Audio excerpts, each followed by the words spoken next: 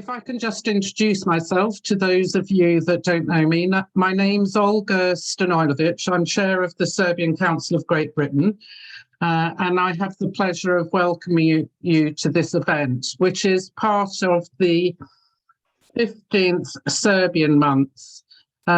Serbian month is something that we started organising 15 years ago to promote Serbian culture and the contribution the Serbian community makes to the wider British society. So there's lots of events, and I hope that we'll be welcoming you to other events.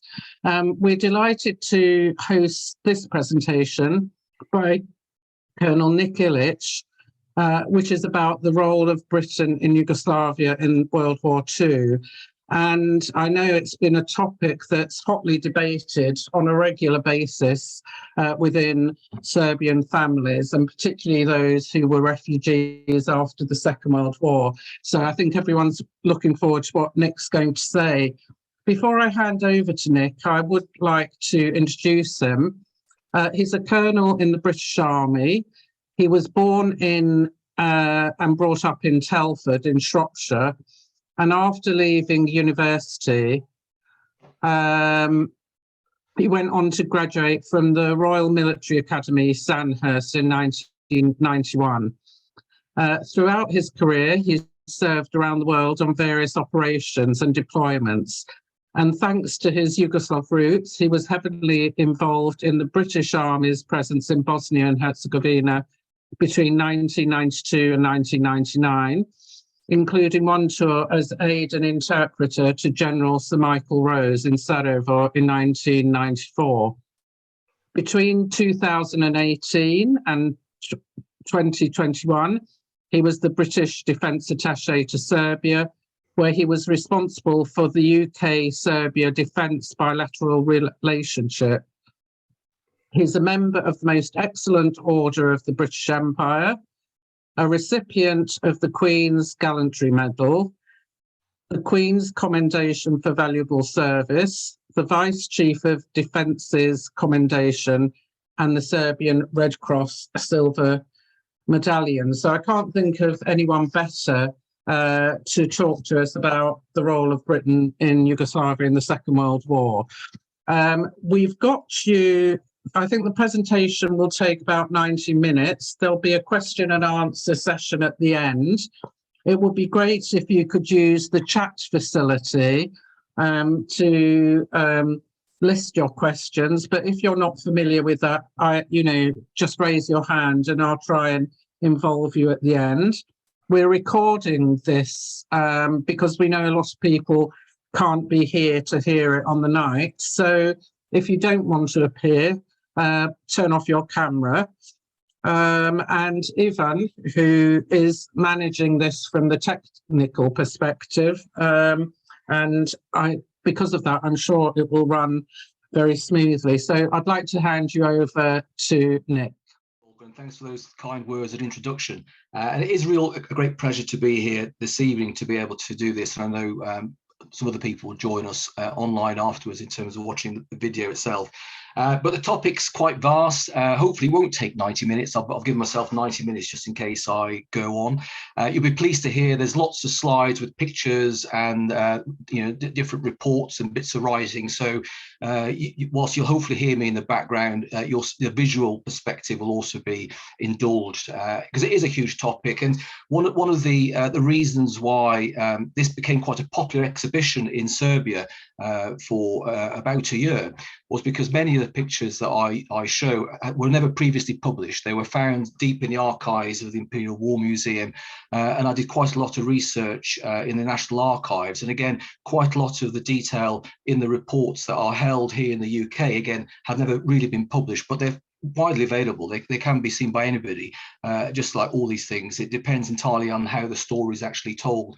And it really is a complex story. It's very controversial in many respects. It, as Olga says, it still divides opinion. But the whole reason why I've done this is purely to demonstrate that actually, conflict is very much not only about fighting the wars themselves, it's also a battle for the narrative, it's also a battle for hearts and minds. And therefore, quite often, getting to the truth of the matter is a significant issue. After any conflict, ultimately, it's those who took part who probably write the initial books about the topic. But historians tend to wait many, many, many years after the conflict when the files are eventually opened up. And that's where we get to the truth of the matter. And so at the end of the day, hopefully many of you might learn something this evening that you probably hadn't heard previously. So hopefully you'll enjoy it. But as Olga said, my role as Defence Attaché was really to further the British military bilateral relationship. And history was a big part of that. And our shared history, particularly in the Great War on the Slonica front, was something that really, in Serbia hasn't been forgotten. And particularly the role of, the very many medical missions that deployed in support not only of the Serbian army, but also the allies at Slonica is really marked on an annual basis. And I was really proud in 2018 to take a delegation from the Serbian Military Academy to Thessaloniki on the anniversary of the breakout from Slonica, and also in terms of just to demonstrate our respect to Serbia's contribution in the Great War. The current Chief of the General Staff, then the Army Commander, went to Belgrade on the 11th of November, and he was the only general who left the shores of Britain, less those who went to Paris for the main centenary anniversary of the armistice. He was the only general who left the shores of Britain to any other country, because we recognise the contribution that Serbia made in the Great War. The Second World War, however, is an issue that really divides populations to this day. And my motivation really for this topic was to not forget that in Belgrade, at the Commonwealth War Graves Cemetery, there are 481 graves of Commonwealth soldiers, sailors and airmen who gave their lives in order to bring freedom or liberation from the Nazi regime that took over the country between 1941 and 1945. All the graves in the Commonwealth War Graves Cemetery are all from the Second World War. The First World War, Great War graves are in the city of Niš. And they were brought together from 60 different separate locations. And 10 of those graves are from members of the Special Operations Executive. 16, in fact, were killed during the course of the Second World War on the side of the partisans or the Chetniks. But the majority who were killed and are buried in Belgrade are on the side who fought with the Chetniks, later known as the Yugoslav army in the homeland. And it's their story that really hasn't been told. And therefore, this was the whole motivation for this exhibition, in order to make sure that both sides of the story was told in an appropriate manner. So when we actually approached the Serbian Ministry of Defence for this, there was understandably some concern about the controversy of the topic. But then when Serbia wasn't invited to the 80th anniversary of the outbreak of the war in Poland, that for Serbia came as a bit of a shock, and therefore they felt completely sidelined. And then ultimately, once they received our proposal for a joint exhibition about the role of the British in Serbia, they asked for that role to be widened in order to incorporate the whole of Yugoslavia. So it took a huge amount of effort to do all the additional research. But basically, the plan was for a photographic exhibition to be held in the Army Club, the Dom Vojska in Belgrade, between the 1st and the 12th of September of 2020. The original plan was to actually hold it in May on the anniversary, or the 75th anniversary of the end of the Second World War. But of course, COVID was a massive issue then, and we had to delay it until September. And even then, the plans for a joint seminar had to be cancelled. So in the end, all we could do was have an exhibition. But then on the penultimate day, things changed. Prior to this, of course, all our history has been, written by the likes of, Fitzroy Macleod, and certainly when we deployed to Bosnia in those early days in 1992, all officers read Eastern Approaches in order to understand a bit about the history. And of course, when you combine that with Deakin's and Battle Mountain or Basil Davidson's Special Operations Europe, you do get a very one-sided story based primarily from the partisan perspective. And of course, the epic films that were made in the 60s about Neretva, Suciecka, and even Forced from Navarone kind of reinforced that narrative. But of course, on the penultimate day, the president unexpectedly came on a visit, and I regret the fact that COVID was there on the grounds I had to wear a mask because I knew this picture would appear in the media, so I wouldn't get into trouble. But he was quite surprised, again, by the content that was within the actual exhibition, pictures that he'd never seen before, even though we all knew he loved his history.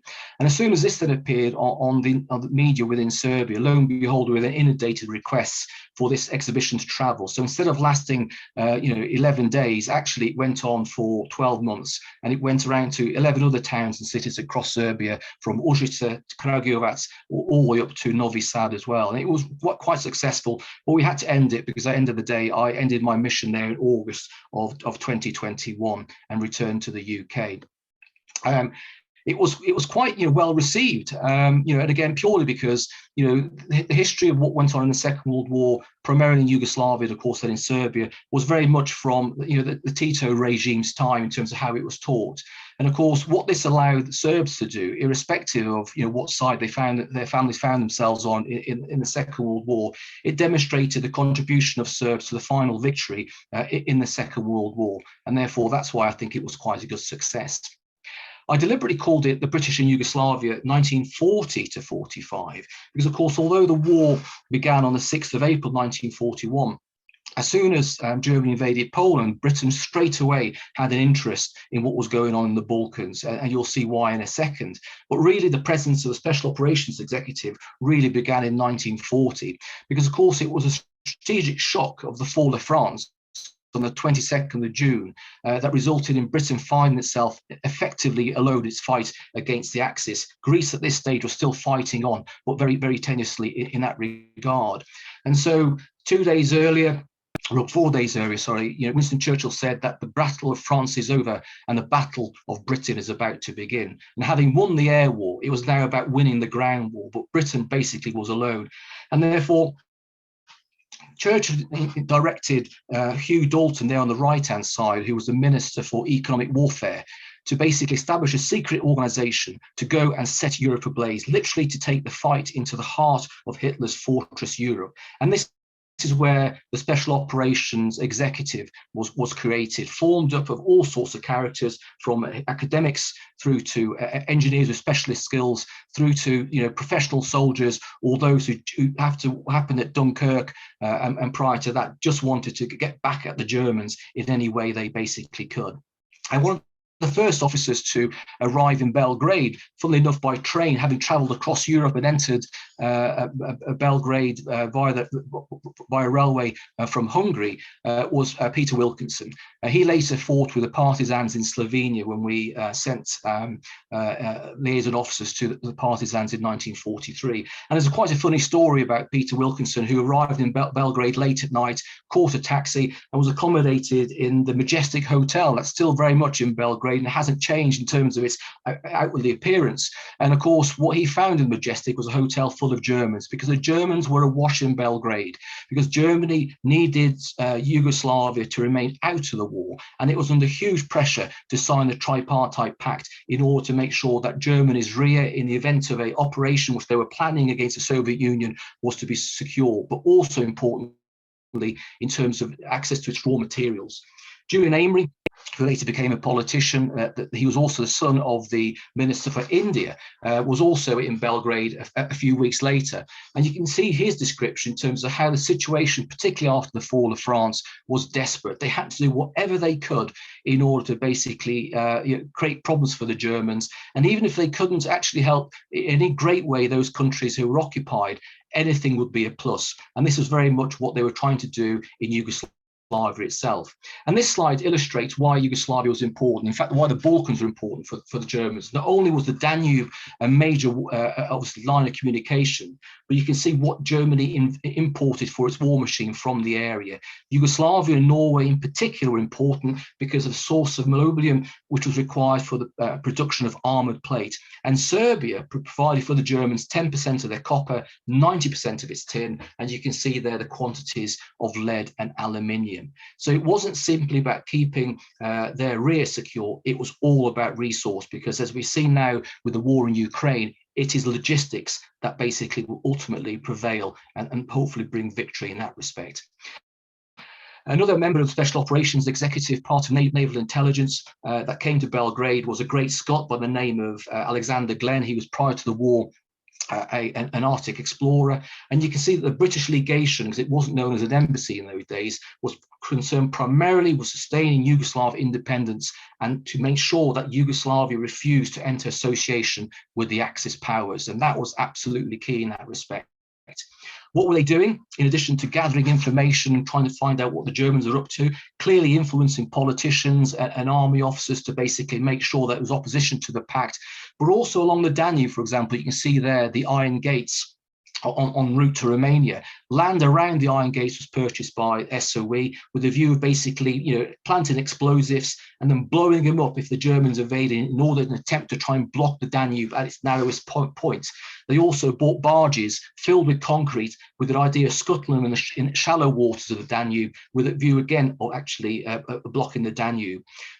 Weapons were brought in through all means, including diplomatic bags, which was against, I suppose, the Vienna Convention in those days. And also on the border with Greece, 10 wagon loads of weapons were basically placed in the event of an invasion in that regard. And of course, Yugoslavia secretly signed the tripartite pact, and when news broke, onto the streets flooded the people. It started in Kragujevac and eventually very quickly spread to Belgrade. And as soon as the army and the opposition realized that the people were supporting a coup against the government, they too then went in to defend the coup in that respect. And of course, SOE claimed responsibility for this in terms of their dispatches. And this is the dispatch that was sent by Dalton to Churchill the day after the coup, where he outlines what the Special Operations Executive were doing in the Balkans at that time.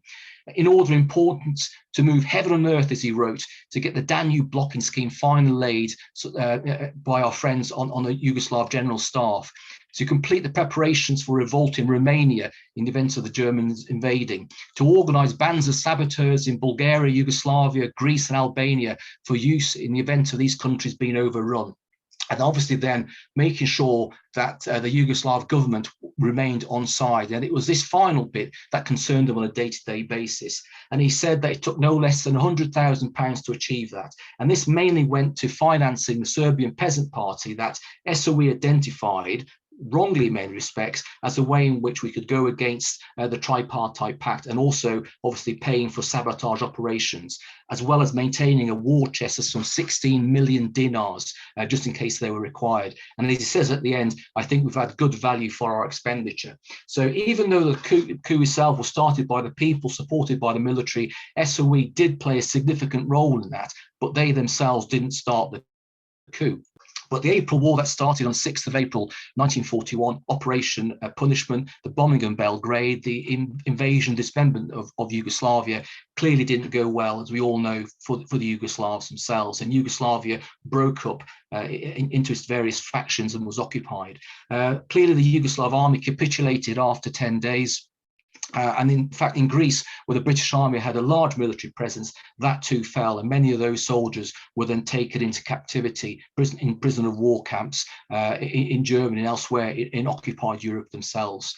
Sandy Glenn was there at the time, and in his accounts of what happened describes how, despite the fact they knew the air attacks were coming, there was no time to prepare against them. In fact, what they did was make sure they could try and evacuate as many of the explosives that they brought into the city in order to get them out to their agents who were operating on the ground. In fact, some of these explosives were hidden in the swimming pool that later was occupied by the German commandant of Belgrade. So you couldn't believe it even if it happened.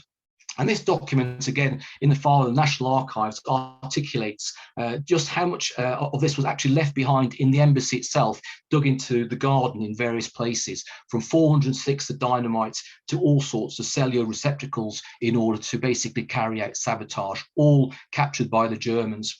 Various radio sets were also sent out via courier to agents, but very few of those actually came online once the invasion had taken place.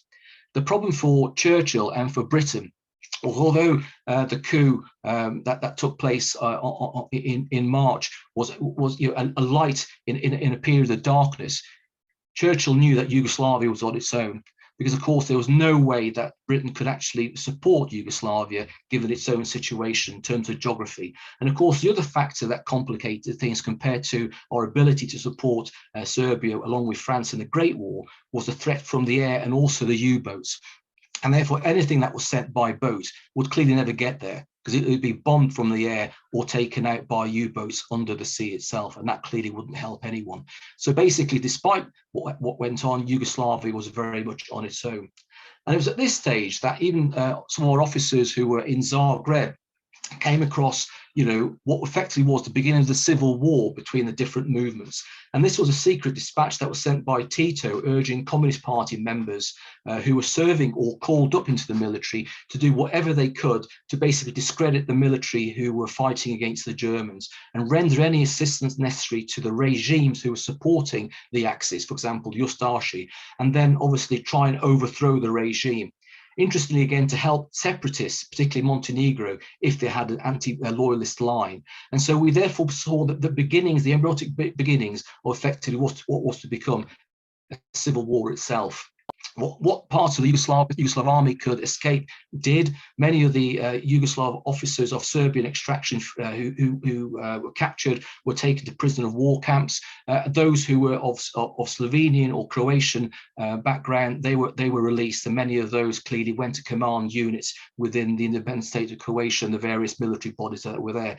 Even soldiers who found themselves at that time, or civilians in London, were then also press ganged into service here in the UK, and also those who managed to get to Palestine and eventually to Greece were incorporated into the British Order of Battle under primarily Serbian officers in that regard.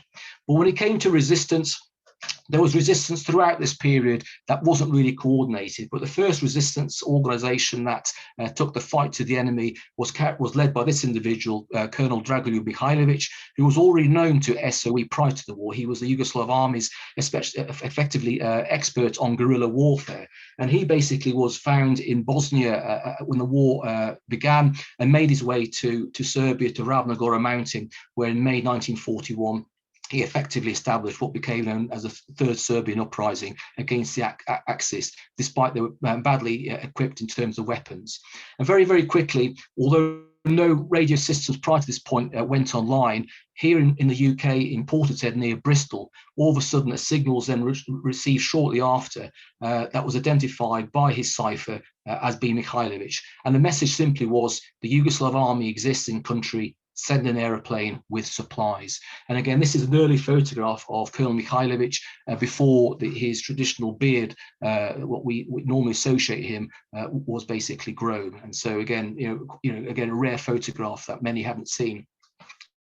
Although the British had evacuated Yugoslavia and were repatriated back to the UK through diplomatic means, there were already British officers and soldiers operating in Yugoslavia who managed to escape from these prisoners of war trains that were taking these captured British service personnel to German prisoner of war camps. One, for example, was Corporal Harry McFarlane, who came from Halifax, and after the war, when he got back to the UK, one of the Serbs who he first met when he broke out of the train was now resident in Halifax itself, and his nephew actually still lives there, and therefore there's a strong family connection still with the Serbian community there. But he basically, along with a whole number, managed to make their way through Serbia, connect with the resistance, and they then began guerrilla activities along with the Chetniks, as they were known in those days, and later become the Yugoslav Army of the Homeland, and already began taking the fight to the enemy. But no one back in the UK knew what they were doing themselves. But the impact, as we all know, of the invasion of Yugoslavia meant that Hitler's plans for the invasion of the Soviet Union, Operation Barbarossa, were therefore delayed by six weeks. And this was to have a significant event when clearly the Germans failed to get to Moscow that winter. And as a result of that, with the events that then followed, Germany ultimately was to lose the war. And that was really the main contribution, I would say, from a Yugoslav perspective, the fact that their actions rising against Germany at the time when Britain was all alone meant that Hitler ultimately failed in his ambition to conquer the Soviet Union, something that we should never forget in that regard. Up until this point, of course, the Soviets had signed a non-aggression pact with the Germans, and therefore, despite the fact that Yugoslavia had actually been invaded, it took a further 77 days before the call to arms was sent from Moscow to Tito to begin his resistance against the occupation itself. He was then sent again another dispatch on the 10th of August, which is quite interesting again from a Serbian perspective, because it calls on the partisans, as they were then known, to fall into the German garrisons, to kill soldiers and officers, to destroy the infrastructure, and to be true to the Serbian traditions and the warlike traditions of your ancestors. Because at this stage, the resistance in Yugoslavia was predominantly Serbian. Later, it would become multi-ethnic, multinational in that regard. So it's very much a Serbian resistance in the early days. And of course, in the early days, the two resistance organizations, the partisans and the Chetniks, basically collaborated together against a common enemy. And in fact, the first German garrisons to fall in Europe were those that fell in Serbia, in places like Loznica. And here you have a picture of the garrison being marched into Užice by members of the Yugoslav army of the homeland. But it didn't take long before the two sides would basically split. One side clearly wanted to maintain the status quo with the old order of the Yugoslav government with a monarch. The others wanted a revolution in order to take power for themselves and install a communist government. The two sides clearly would never get on in that respect. But knowing full well that there was now a conflict taking place and resistance was being targeted against the Axis, the British then managed to send his first of its officers from the Special Operations Executive back into the country. An individual that you can see there on the left, known as Captain William or Bill Dwayne Hudson. He'd previously been a mining engineer in Serbia prior to the war, spoke the language. And it was thanks to Julian Amery, who we saw earlier, the fact that his father managed to convince the Royal Navy to provide a submarine, in this case HMS Triumph, and he landed off the coast of Montenegro at a place called Petrovac on the 20th September 1941. He'd already, prior to the war in Yugoslavia, had been a member of the secret intelligence services and was working basically in Zagreb. And clearly when Germany invaded, he got out via Istanbul and was therefore in Egypt. Eventually, he came across some shepherds when he landed with his team of members of the Yugoslav army that had escaped the occupation.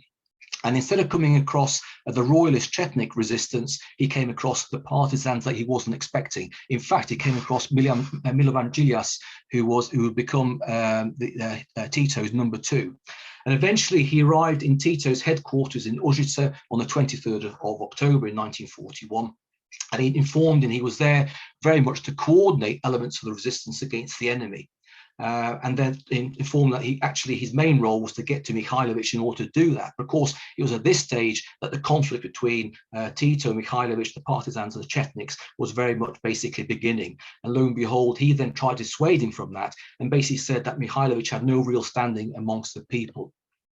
The problem at this stage, in terms of the way the resistance was being fought, was the Germans, in order to quell the resistance, carried out horrific actions, as we all know, against the civilian population. So for every German who was killed, 100 Serbs would be executed. For every German who was wounded, 50 Serbs would be executed. And we don't have to sort of, hide our eyes to the fact that in places like Kragujevac on the 21st of October 1941, as a result of the death of some 11 German soldiers and the wounded of others, some 2,500 to 3,000 innocent civilians were executed, including a whole generation of schoolboys from the grammar school in that city. And of course, this had a profound effect on Mihailovic, who basically realized that, at the end of the day, every action had a positive as well as a horrendous negative action, and the negativity was clearly that his people would be perishing. And when one considers what he and others lived through in the Great War, where some 56% of the male population perished, a third of the overall population perished, if this went on in the way that it was going, and by the end of 1941, estimates from the Germans are that they executed some 80,000 Serbs in reprisals alone. This would mean the extinction of the Serbian nation as far as he was concerned. So when on the 27th of October, Mihailovic arrived at Bailey arrived at Mihailovic's headquarters, Hudson rather, Mihailovic basically set out his stall. What he didn't want to do was take irresponsible actions against the Germans. What he was there to do, as far as he was concerned, was to defend his people and not do what the communists did in terms of needless actions that would result in, you know, tens of thousands of people dying for no reason. In fact, from his own government's perspective, he was told at this stage to consider disbanding his army, growing it underground, and therefore making sure that they were ready for the opening of the second front whenever it came in Yugoslavia and Serbia. And of course, in an interview that Hudson gave on a BBC Time Watch programme that's available, you can see it on YouTube, called The Sword and the Shield, he talks about, you know, prior to his arrival, you know, he was very aware of the brutality that was taking place, and morning and night in the most desolated atmosphere, there was the wailing going on as people were clearly mourning for their dead. And he saw himself very much as the shield to protect the people, rather than the sword that Tito saw himself as, attacking and not caring a damn, as he said, about reprisals in itself. And in fact, Mikhailovic's policy was very much in line with the policy that was being directed from Britain at this stage. So Llewellyn Woodward was the official historian for the Second World War, and he cites that British policy towards local resistance in Yugoslavia was the same as everywhere else, on the sound view that premature attempts at insurrection should be discouraged, since they'd have little military result and would merely add more to the savage reprisals, to the miseries which the peoples under the enemy Ryle had to endure. That was not the same on the side of the partisans, who saw the opportunity of reprisals in order to swell their recruits with individuals wanting to take revenge. And here's again another quote from Gillas in terms of how they realised that ultimately, you know, what the Royalists were doing was preparing themselves for the Allies eventually to invade and save the country from the communists. So they therefore decided and resolved to take the fight to them in terms of an armed struggle. And therefore we have the beginnings of this civil war.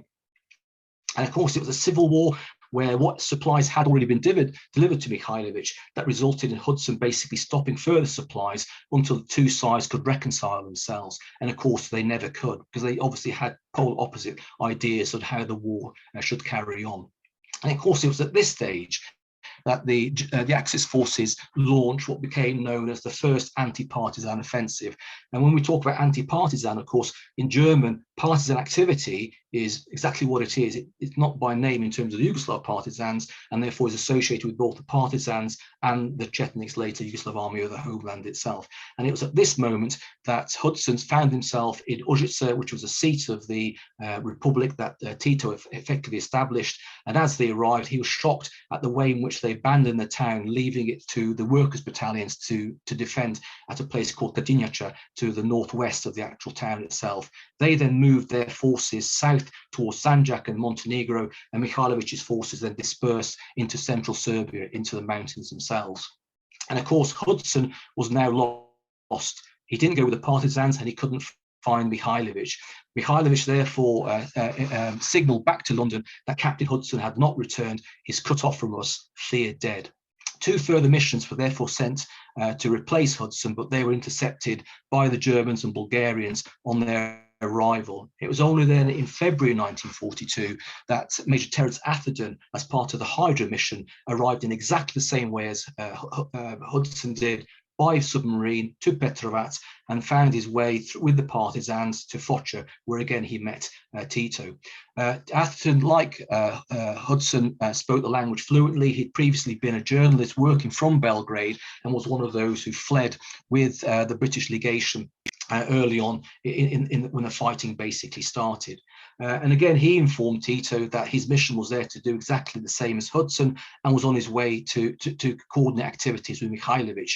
And then shortly after leaving Foča, he disappeared, was never seen again, because of course all the British officers and those who were sent into Yugoslavia at this time all went with gold sovereigns hidden on their person in order to buy food, supplies, and also then to give those to the resistance in order to buy weapons in the absence of airdrops and submarine drops from primarily the Italians, but also those who were seen to be loyal to the occupying force, the Quislings and the like. And that's why probably he was then killed, knowing full well that he was carrying a wealth of money.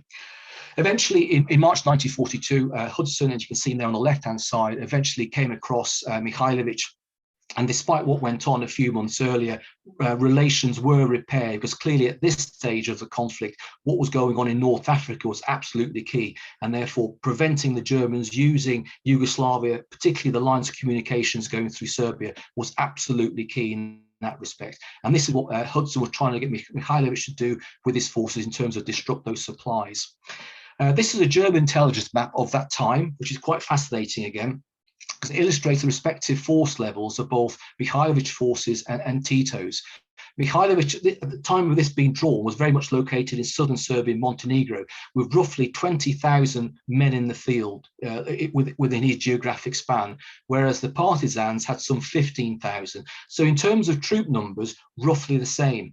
But of course, immediately after the first anti-partisan offensive, the majority of Mihailovic's forces had dispersed and gone back home, hidden their weapons, and were then waiting to be mobilized later on. And of course, this posed a significant threat as far as the partisans were concerned. In fact, again, in another BBC documentary, which you can see on YouTube called Tito, Churchill's Man, Milovan Djilas talks about how it was impossible to estimate the actual strength of Mihailovic's forces, as he wasn't, like they, a constant, permanent, organized army moving around the ground in one effective block. You know, he was counting on those that he could mobilize. And of course, this was the majority of the Serb nation if things went right in that regard. But what the partisans were also concerned about at this stage, because of course they were after a social revolution and then in an ideal world taking power at the end of the war once the Germans were defeated, what they were concerned about was the constant movements of British officers and the like into Yugoslavia in support of Mihailovic. Because as far as they were concerned, you know, the British policy aims at sabotaging and compromising their struggle for national liberation. And that was a constant thorn, a very anti-British perspective, given where we were in terms of that time. Through the summer of 1942, the attacks, particularly against German supply lines through Serbia, were increasing. And you can see there a quote from Heinrich Himmler, who, as we know, was the commander of the SS, Hitler's right-hand man. He said on 17th of July, the basis of every success in Serbia and the entire southeast of Europe lies in the annihilation of Mihailovic. And this is exactly what the Germans are trying to do. On the 22nd September, given what was going on, General Alexander, who commanded the Commonwealth forces in the Middle East, signalled to Mihailovic that he increased attacks on that Belgrade to Slonica railway in order further supplies reaching Rommel, because it was now coming to a climax in North Africa. And this therefore became the war against the supplies. As you can see, the importance of that railway from Belgrade to Slonica, rather than the Germans having to get their supplies through Italy and by a precarious route across the Mediterranean Sea. And of course, it was the fact that Rommel didn't get his supplies that resulted in ultimately being defeated, as we outperformed him in North Africa itself. And again, many of these pictures on the right have been previously seen, but pictures you can see on the left have never previously been published in books. And these are the ones that I found in our archives at the Imperial War Museum itself. And according to German and British intelligence reports that were intercepting the German reports, you can just see the scale of the attacks that were taking place at that time. 186 train derailments, you know, a bulk of the wagons being put out of action. You know, one group alone carried out 1,499 sabotage actions, the highest number that took place in Europe, but it came at a colossal cost. Some 20,000 Serbs were executed purely based on the attacks on the railways themselves. And today, when you drive through Serbia and elsewhere in Yugoslavia, you'll still see the German response to this. In fact, 177 blockhouses were built in Serbia alone, more than the rest of Yugoslavia combined, given its importance of that railway. And you can still see these by many bridges and tunnels that exist in that area itself, a lasting reminder of the efforts the Germans went through in order to prevent sabotage. But so bad was the situation that the Germans then mobilized a number of groups from within Yugoslavia itself to form different SS divisions. So, for example, the 7th SS Mounted Division Prince Eugen was formed of German nationals, mainly from what's now the Vojvodina area, in order to defeat Mihailovic, and also Colonel Dragutin Kesarovic and his Rasina Corps in the area of the mountain of Koponik in October 1942. Because, of course, what they were doing was basically not only attacking the railways, but also hindering the Germans' ability ability to basically exploit the raw materials that were found underground in and around the mountain, and obviously in places like Kosovo, as we know. Heinrich Himmler himself came to visit Prince Eugen immediately around this time in order to see how things were going. But of course, because of the intelligence network that Mihailovich had, they were clearly aware that this attack was taking place. And therefore, the vast majority of the Rasina Corps managed to get themselves away. Some were clearly captured, and therefore in reprisals, the entire population of places like Kriva Reka were therefore executed by the Germans. And there's a very famous song called Kriva Reka nije bila kriva, for those who understand Serbian, in terms of how the population of that town, as a result of reprisals, were killed, even though they weren't to blame for what was going on.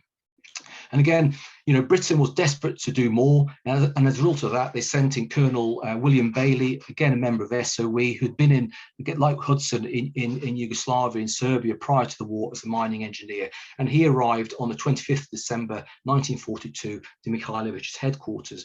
But the two really didn't get on.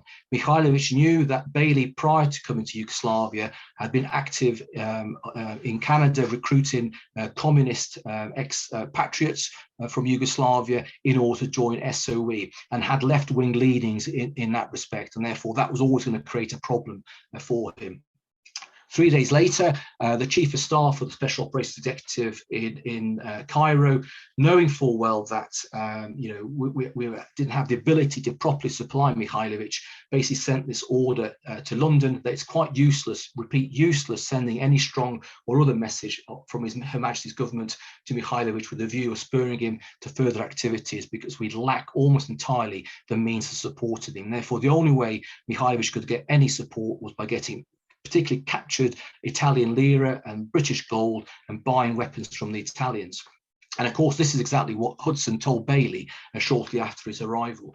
But what Bailey wanted to do was more action, particularly against the Italians, who were an easy target, and also the Germans. And he then said to Hudson, I reported back, that he, Mihailovich, must be made to realise that we can make him or break him. And in return for the former, we demand frank and sincere cooperation. So you had this clash of Bailey and Mihailovich in terms of their differing aims at that time. And like I said, the biggest problem was Britain was in no place to be able to support Mihailovich or Tito at this stage, because of course all the supplies had to come either from the UK, and they would never get there because flying over Europe was so hazardous because of the anti-aircraft defences. So the only other place was from North Africa. And in fact, all Britain could spare, unbelievably, were 4 long-range bombers to do this. And any one time, probably one was in the air if they were lucky. And of course, this was an issue in terms of simply they didn't have the capacity to carry as much as possible. And it was at this stage, around January of 1943, that Winston Churchill then became aware that there was not just the one resistance organisation fighting in Yugoslavia, but also the partisan resistance movements under Tito. And of course, what was happening in SOE headquarters in Cairo was that there was an element in there that felt actually the British policy was wrong, in that we shouldn't only support the one side, we had the moral obligation to support the partisans as well. And of course, the information that they gave Churchill at this stage, based on what they said Bill Hudson was reporting, was that actually the Chetniks were not doing anything in terms of anti-Axis operations. But we, of course, know that was not simply the case. They were, but this wasn't being reported to Churchill. If we then look a few days later, on the 9th of February, what came out of the head of the German intelligence for Eastern Europe, and he states there, amongst the various insurgent movements increasingly causing trouble in the area of former Yugoslav state, the movement Mihailovich stands in first place with regards to leadership, armament, organisation and activity. And therefore, this was absolutely odds with what SOE were telling Churchill. The Germans clearly were absolutely convinced that a front would be opened up following what was going on in the Soviet Union in the Balkans. And therefore, they reinforced the area and then began a whole series of offensives, really starting with the 4th anti-partisan offensive, in order to eliminate the resistance, to secure their rear, to be able to then defend against any invasion in the Adriatic or the Mediterranean. And the first of these real operations, in fact, the largest operation, was known as Case White, or Operation Weiss, which basically had the first aim of destroying partisan forces that were operating in northern Dalmatia and Lika, and that began on the 20th of January of 1943 and was running at this time 80 years ago, clearly. And if that was successful, then for Vice 2 to be focused against the partisans, to destroy the partisans who had established a new republic in Bihać, and then drive southeast towards Yaitse, and then obviously defeating any partisan elements in Drvar itself. What people didn't probably know in terms of common knowledge at this, in this present time, is that in fact the third operation as part of Operation Vice was focused by the Italians against Mihailovic's forces. But the Italians would only carry out this if the Germans succeeded in defeating the partisans, because as far as the Italians were concerned, what Mihailovic's forces were doing in effect were blocking the partisans entering the Italian zone of occupation, particularly in the area around Dubrovnik and Montenegro in that respect. But very few people ever talk, understandably I suppose, about Vice 3 focused against Mihailovic as opposed to Tito's forces. Sorry, I moved ahead too quickly. By the 28th of February, shortly after the operations began, reports were being received by London that the partisans had effectively been eliminated. And clearly they were suffering on a grand scale. German reports claim that some 12,500 had been killed, and some 2,500 captured. We don't know clearly how many were killed by the Germans, because they obviously gave no mercy to those. But the big problem that now beset the partisans was the large numbers of wounded that they were now carrying. And of course, as an army, they were literally one body in effect, with cells elsewhere, moving around, trying to survive in that respect. Mihailovic at the same time was also feeling vulnerable. Lack of supplies. He went to a wedding reception of all things in Montenegro on the 28th of February, and whilst there in the presence of Bailey, gave a speech where he described how he and the Serbs were surrounded, how the British were exploiting them in terms of to spill Serbian blood for British interest.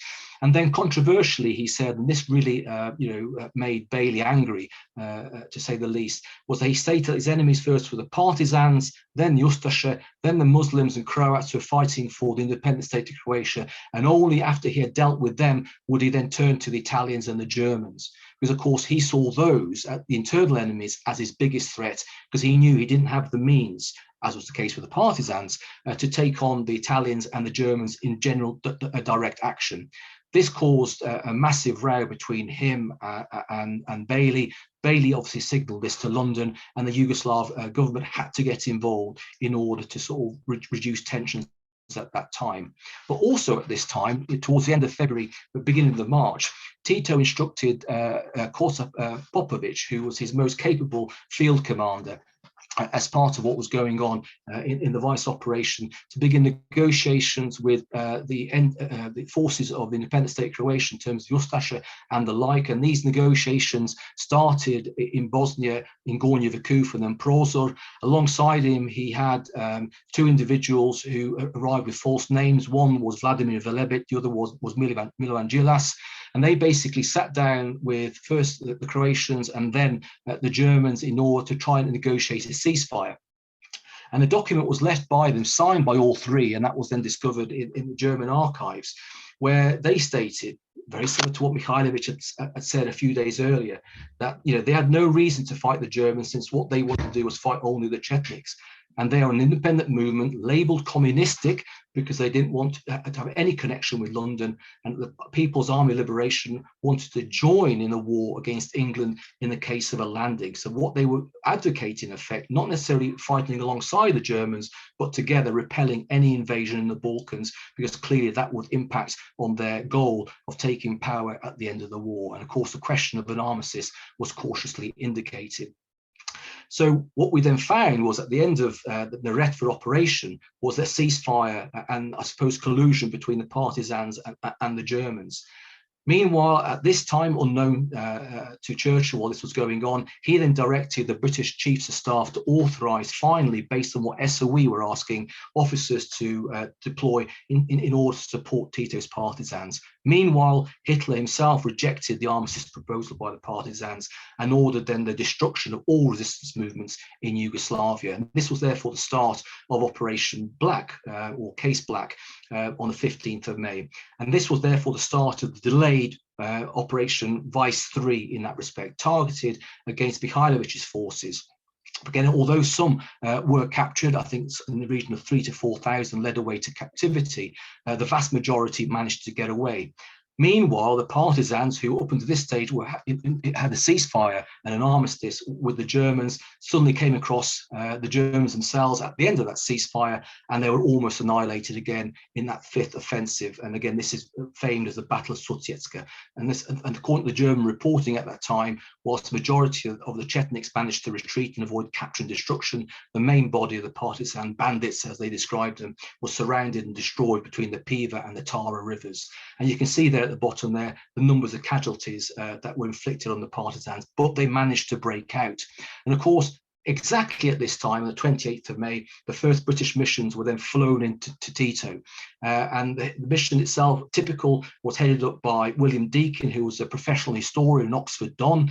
In fact, he assisted Churchill in writing the autobiography of the Duke of Marlborough, which is the family connection of the Churchills, from John Churchill, who became Duke of Marlborough in the 18th century.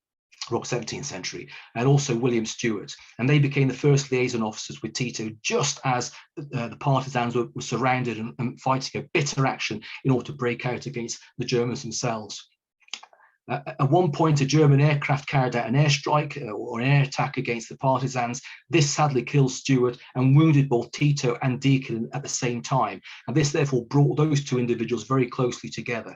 Shortly later, in the next month in June, Major Jones went to the partisans in Slovenia and Captain Hunter to the partisans in Croatia. So now we had effectively British liaison officers with the partisans and also with the Chetniks.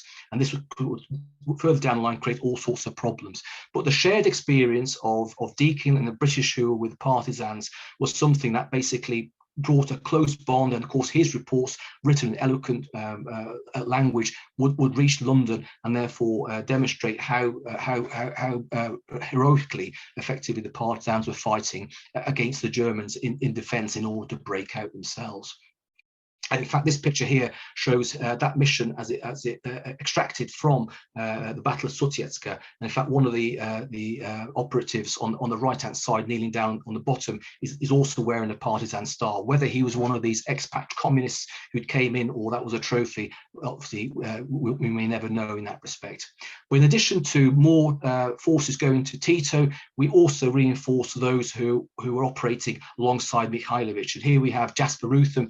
He's the guy with the hands in his pockets, standing behind the Chetnik with the beard, kneeling down. He'd previously been private secretary to Neville Chamberlain. In fact, he was there at the Munich talks in terms of peace in our time, and therefore was also a professional diplomat.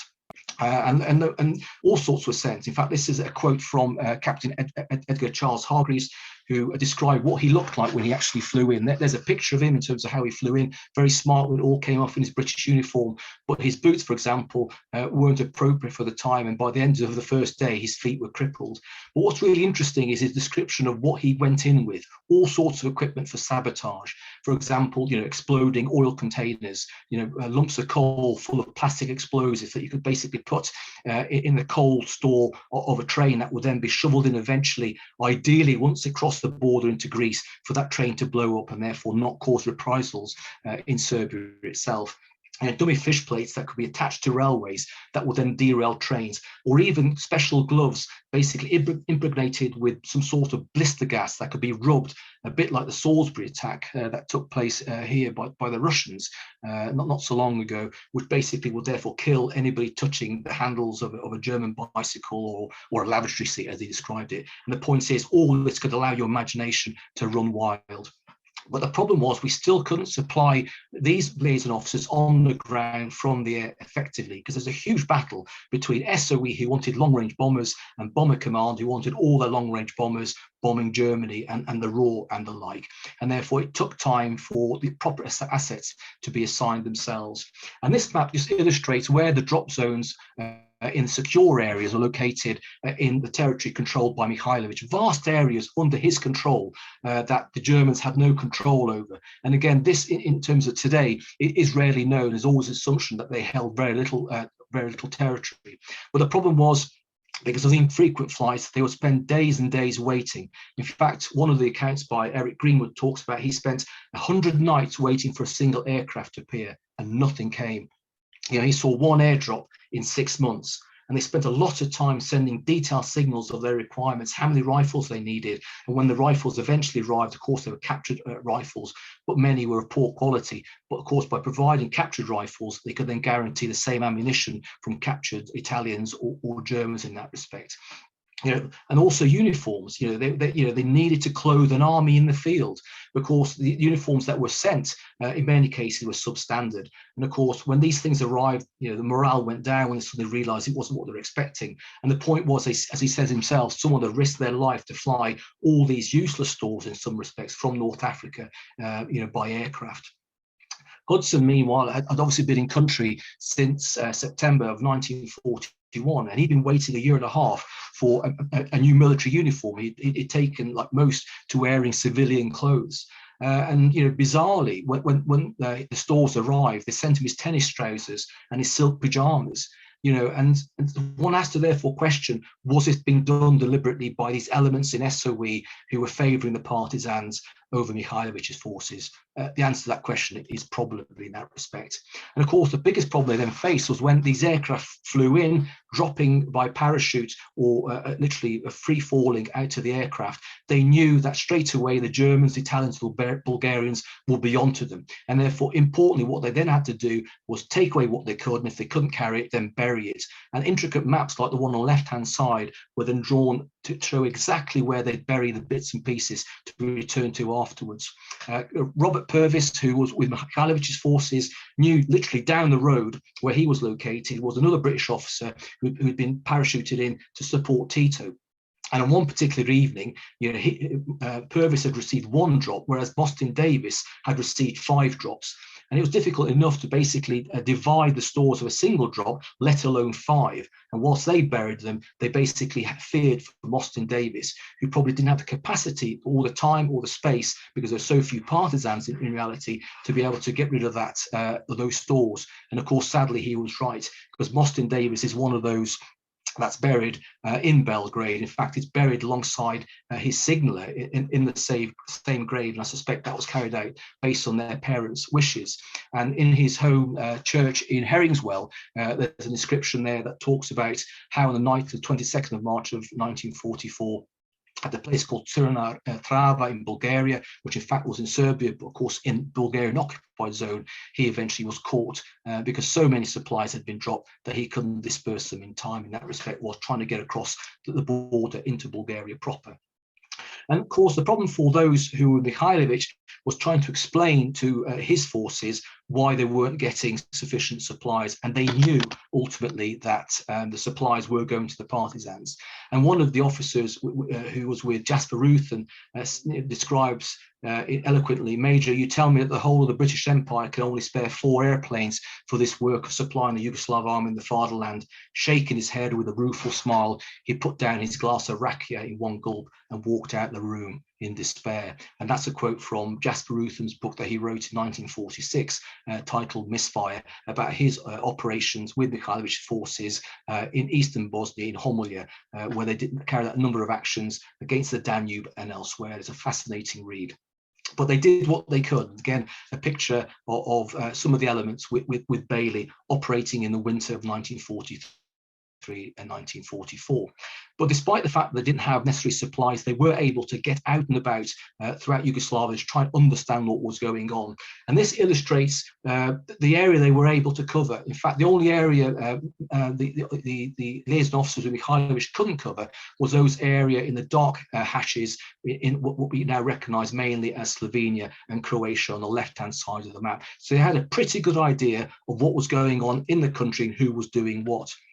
And in fact, this is a note that was sent to a Major Talbot Rice in the War Ministry from the Foreign Office, which basically articulates, based on the evidence provided by Bailey, it was clear that, you know, we had a pretty good idea of what Mikhailovich was doing and the strength of his organization. And therefore, it was at this time that there was talk about either supporting both sides or basically choosing one over another. And he writes, you know, it may well make us think twice before we risk exchanging a bird in the hand, i.e. Mikhailovich, for a very problematic two in the bush, knowing full well that Tito was a communist in many respects, since the reports that we have so far received from the partisan sources in no way indicate that they have the same strength as Mikhailovich, and in many cases, even the reverse. So even at this stage, there were doubts about the information that was being received from SOE about the partisan activities. During the winters, activities understandably reduced massively, as neither side was able to basically cross the ground effectively, particularly on foot. And therefore, when we read accounts from that time, it is accounts of boredom and lack of activity. But for these officers who had been sent in to do stuff, it was really difficult for them from a motivational perspective when the people they were working with, i.e. the locals, weren't prepared to fight given the conditions themselves. Another important factor in terms of information was coming from German intercepts, because of course we'd captured the Enigma machines and all the rest of it, and therefore what the Germans weren't aware of was that all their transmissions, or the majority of the transmissions, were being intercepted by the British themselves. And Bletchley Park was absolutely key to this. And in one of the areas of Bletchley, in a place called Hut 3, Gene Howard was responsible for the production of Ultra, which was a secret codes from Enigma and Tunning decrypts.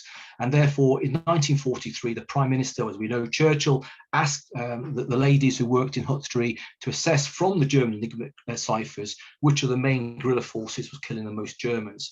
And so from this moment on, they had a pretty good idea in many respects of what was going on covering Yugoslavia. But remember what I said earlier in terms of how the Germans described guerrilla activity. It was described as partisan activity, and therefore we understand therefore why there's a confusion as to who was doing what and who was basically labelled against.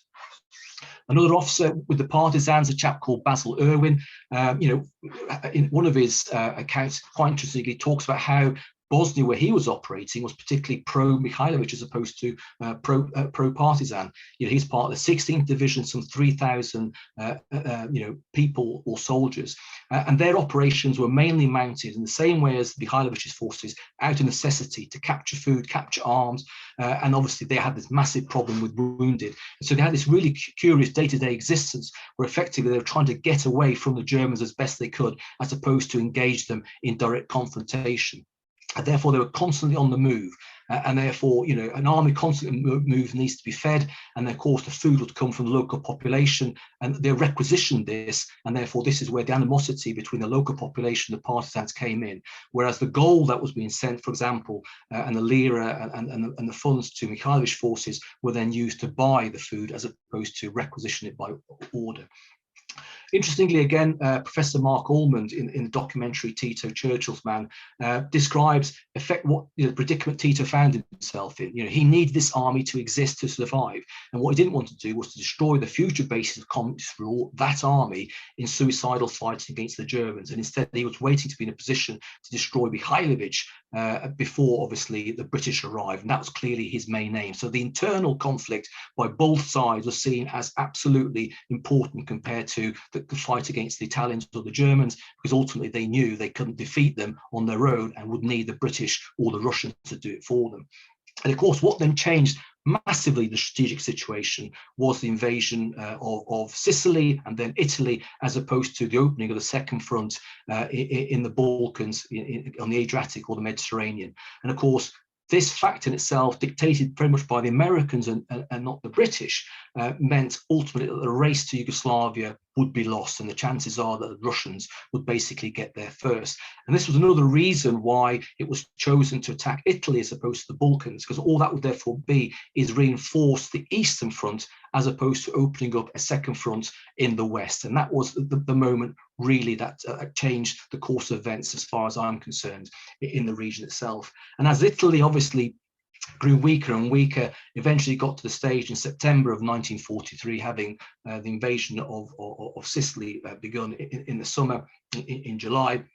that the Italians began to surrender in Yugoslavia. And there you can see one of the reports that came out from the Office of Strategic Services, the modern version, old version of the CIA, that Bailey, along with 1,000 Chetniks supplied by Mihailovich, fought a bloody battle against the German garrison forces in Priapolje, in which over 200 Germans were killed. And he then proceeded to Barane with the Chetniks in order to accept the surrender of the 8,000 Italians of the Venetia division.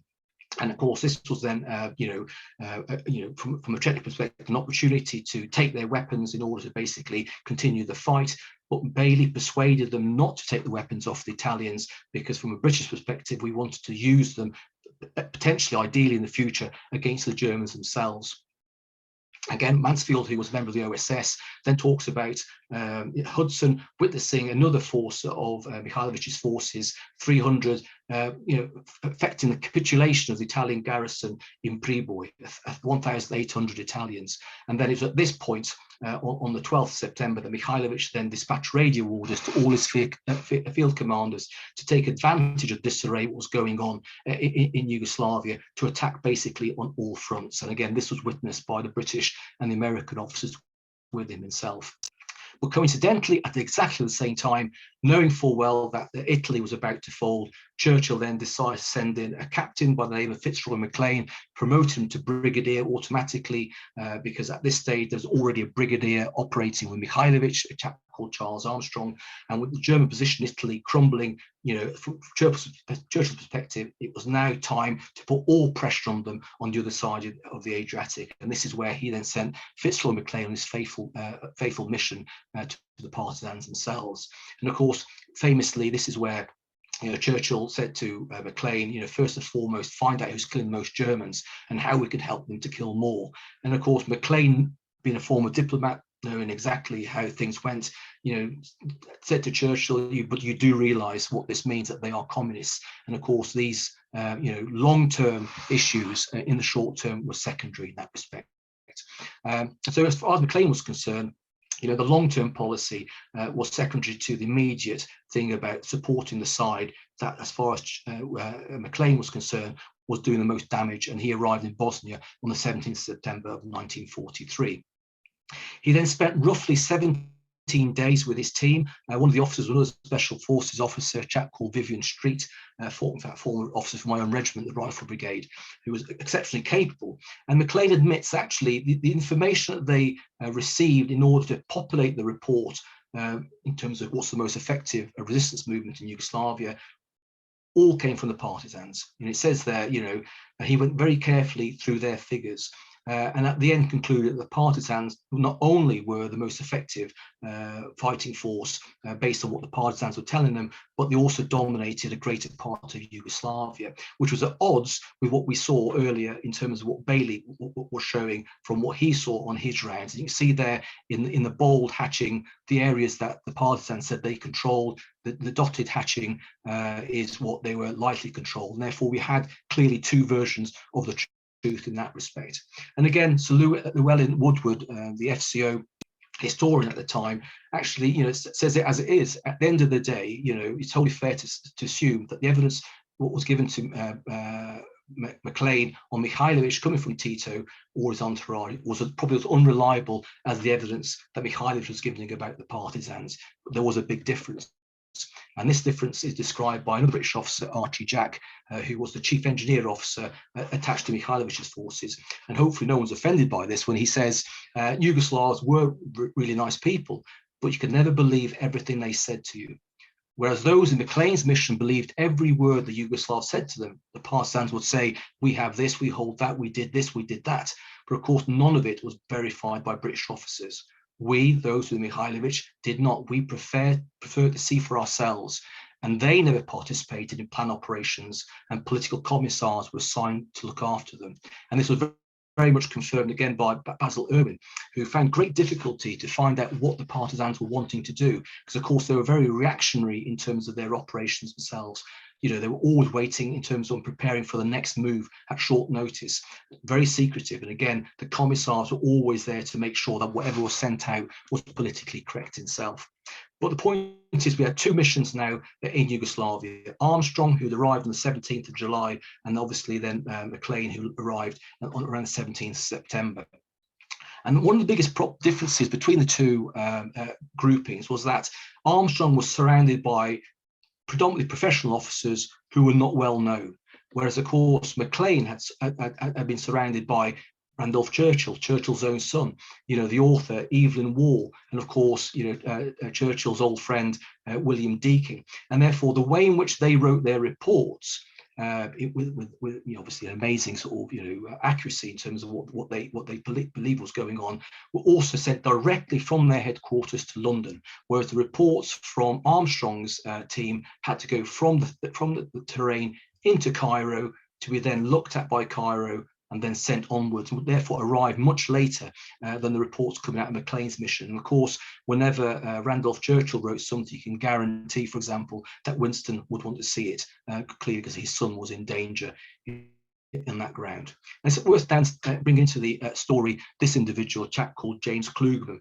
who prior to the war was in fact president, for example, of the Cambridge University Communist Party, and at the end of the war became president of the British Communist Party. And somehow he got himself recruited into the SOE, in fact was the main intelligence officer for the signals that were coming out of the field.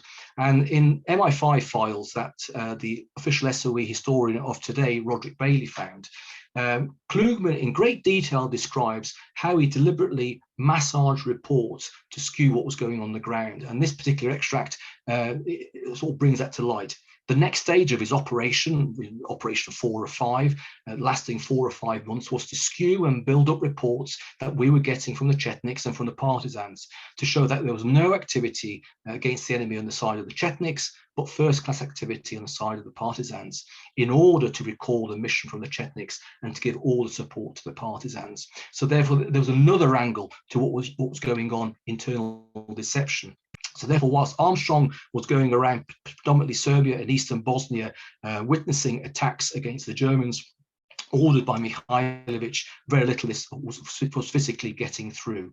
And therefore, very few of these pictures themselves ever reached public notice. And again, they were found in the Imperial War Museum, showing the scale of destruction on the railway networks. This is the main railway that connected Belgrade and Sarajevo through Mokra Gora, destroyed a number of places, all the bridges destroyed, and all the tunnels collapsed, all carried out under the supervision of Archie Jack. Visegrad itself was captured by Mihailovic's forces on the 5th of October, as was Bajina Bašta, as was Zvornik, Banja Kovilača, and other places. And of course, the garrisons then routed. In fact, they then went on to Sarajevo.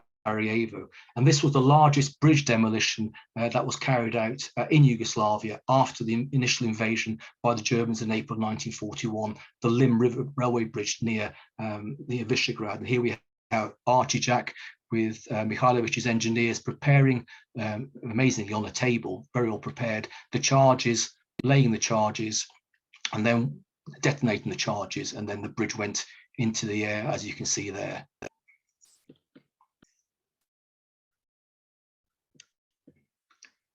Of course, these successes were then reported back, but in every case, the next day or the day after on the BBC, they were all attributed to the partisans, because of course what Kluge was effectively doing was then obviously rewriting them in a way that obviously took the Chetnik story out of the equation. Captain Michael Lees, who I think many people may have already heard of, wrote 2 books, Special Operations Executed and then later The Rape of Serbia. He describes what happened when I carried out the first line demolition. They, Mihailovic's forces, were all very pleased with themselves, and we were all very pleased with the results. A few days after we'd done it, Andreevich came to me with a very long face and reported that he had picked up on the Yugoslav service of the BBC that a line demolition had been carried out by the partisans precisely where we'd carried out this line demolition. And again, this had a profound impact not only on Mihailovic and his forces, but also the British liaison officers who were with him. And again, Bill Hudson talks about the moment when the BBC gave credit to the partisans. Mihailovic was shocked, he said, and could not believe such treachery could come from the British. And it was not the first time had Cairo pushed British officers into a position where they could not face their allies in the face. It was just too wicked. And again, very little of this is actually known to this day. And then going back to Roderick Bailey, the official historian of the SOE today, with the recent release of SOE files, reports from Cairo to higher authority were directly at variance with reports from Yugoslavia, and they can be traced directly to Klugeman's pen. And the striking example of this is a 4-page paper written in 1943. This document presents a record of achievements against the Axis that bears only partial resemblance to that being reported by the missions in the field. And so lo and behold, you can only therefore conclude that not all information was therefore reaching Churchill. It got to the stage where on the 9th of November, Charles Armstrong radioed to Cairo, we'd like to know if the partisan British liaison officer statements are based on eyewitness observations or merely circumstantial reports from local commands. Here, we try to be impartial. Hope the BLOs or the partisans do the same. And of course, the conflict went on. Irwin then talks about this envisaged situation where it was now getting to the stage where Chetniks and partisans were fighting each other, and behind them were British officers. And as Charles Hargreaves states there at the bottom, so we had 2 British officers effectively fighting each other. And therefore, in a civil war, morally, we couldn't therefore support both sides. A decision had to be made. And of course, a decision based on the evidence being received from the field. Again, another report, most secret, dated 19th of November 1943, an appreciation of what to do in terms of the policy towards Serbia, describes in paragraph 6 how during the last 18 months there is no evidence of any effective anti-Axis action carried out by Mikhailovic's commanders, which clearly was not the case, and therefore the recommendation being made was to discontinue support, withdraw the missions, and therefore then send British liaison officers to the partisans to arrange reception of supplies. And when one looks at another letter written from the Foreign Office after the war, when one of the officers, Major Ruthven, was withdrawn, they say, I think it'll be of interest to you, Ruthven comes to certain conclusions based on his own personal opinions, which do not necessarily coincide with the official views held by SOE at that time. So there was great deception taking place, as we now know. At the second Avnoy Congress in Yates on the 29th of November, British officers too were present there. You can see the small chap is William Deakin. On the right of him, John Henniker, again from an officer from my regiment. Very few of these officers actually spoke the language, and therefore there's Randolph Churchill, and they probably weren't aware of what was actually being said at the Congress and effectively what the future held. But Churchill's now convinced that all support effectively had to switch from Mikhailovich to Tito, and therefore began warming up both Roosevelt and Stalin at the Tehran conference in November of his potential change of policy. And in fact, one of his personal assistants, Desmond Morton, when he went to there, sent him a dispatch which showed a map which was at variance to what he'd seen in London. And this map was produced by Cairo, showing vast areas of Yugoslavia under partisan control, with very, very little under Chetnik control, which was very, very different to the reality on the ground, particularly in Serbia itself.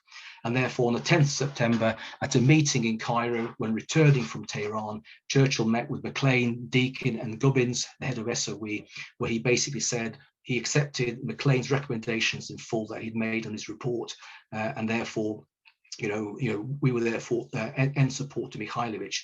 The plan was for Armstrong and Bailey to come from Serbia to Cairo, but SOE were unable to arrange for them to be there, and they clearly remained in Serbia. Nevertheless, Maclean did voice and continued to voice concerns that the partisans were intent on taking power at the end of the war.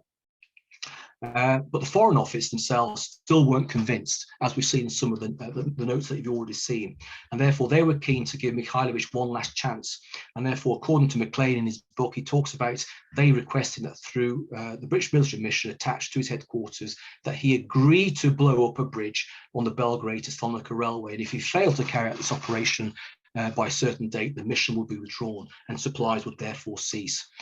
So lo and behold, Mikhailovich received that and agreed to do it. But the problem was he couldn't do it until the first half of January and required certain stores.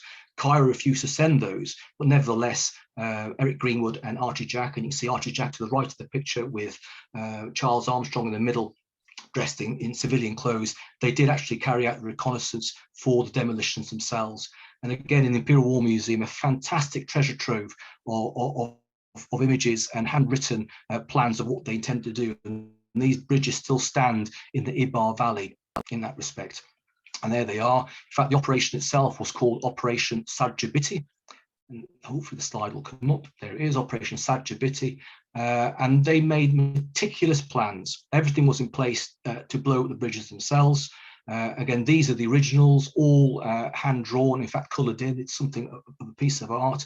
And then bizarrely, the operation itself was then called off, and it was called off not by Mihailovic or the SOE officers on the ground themselves, but basically called off by SOE. In fact, they issued the order to stop all sabotage operations. So, of course, if the British weren't prepared to do any more, then Mihailovic clearly thought they don't want the bridge blown up.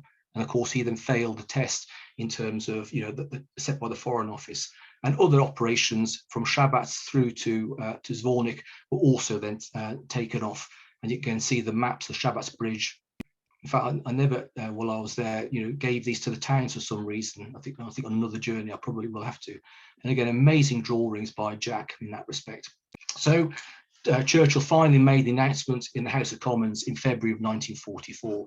And the reason, he said, was in terms of ceasing support, in terms of arms and the like, was because he'd not been fighting the enemy. And moreover, some of his subordinates had been making accommodations with the enemy. He didn't use the phrase collaboration, because accommodation is very, very different.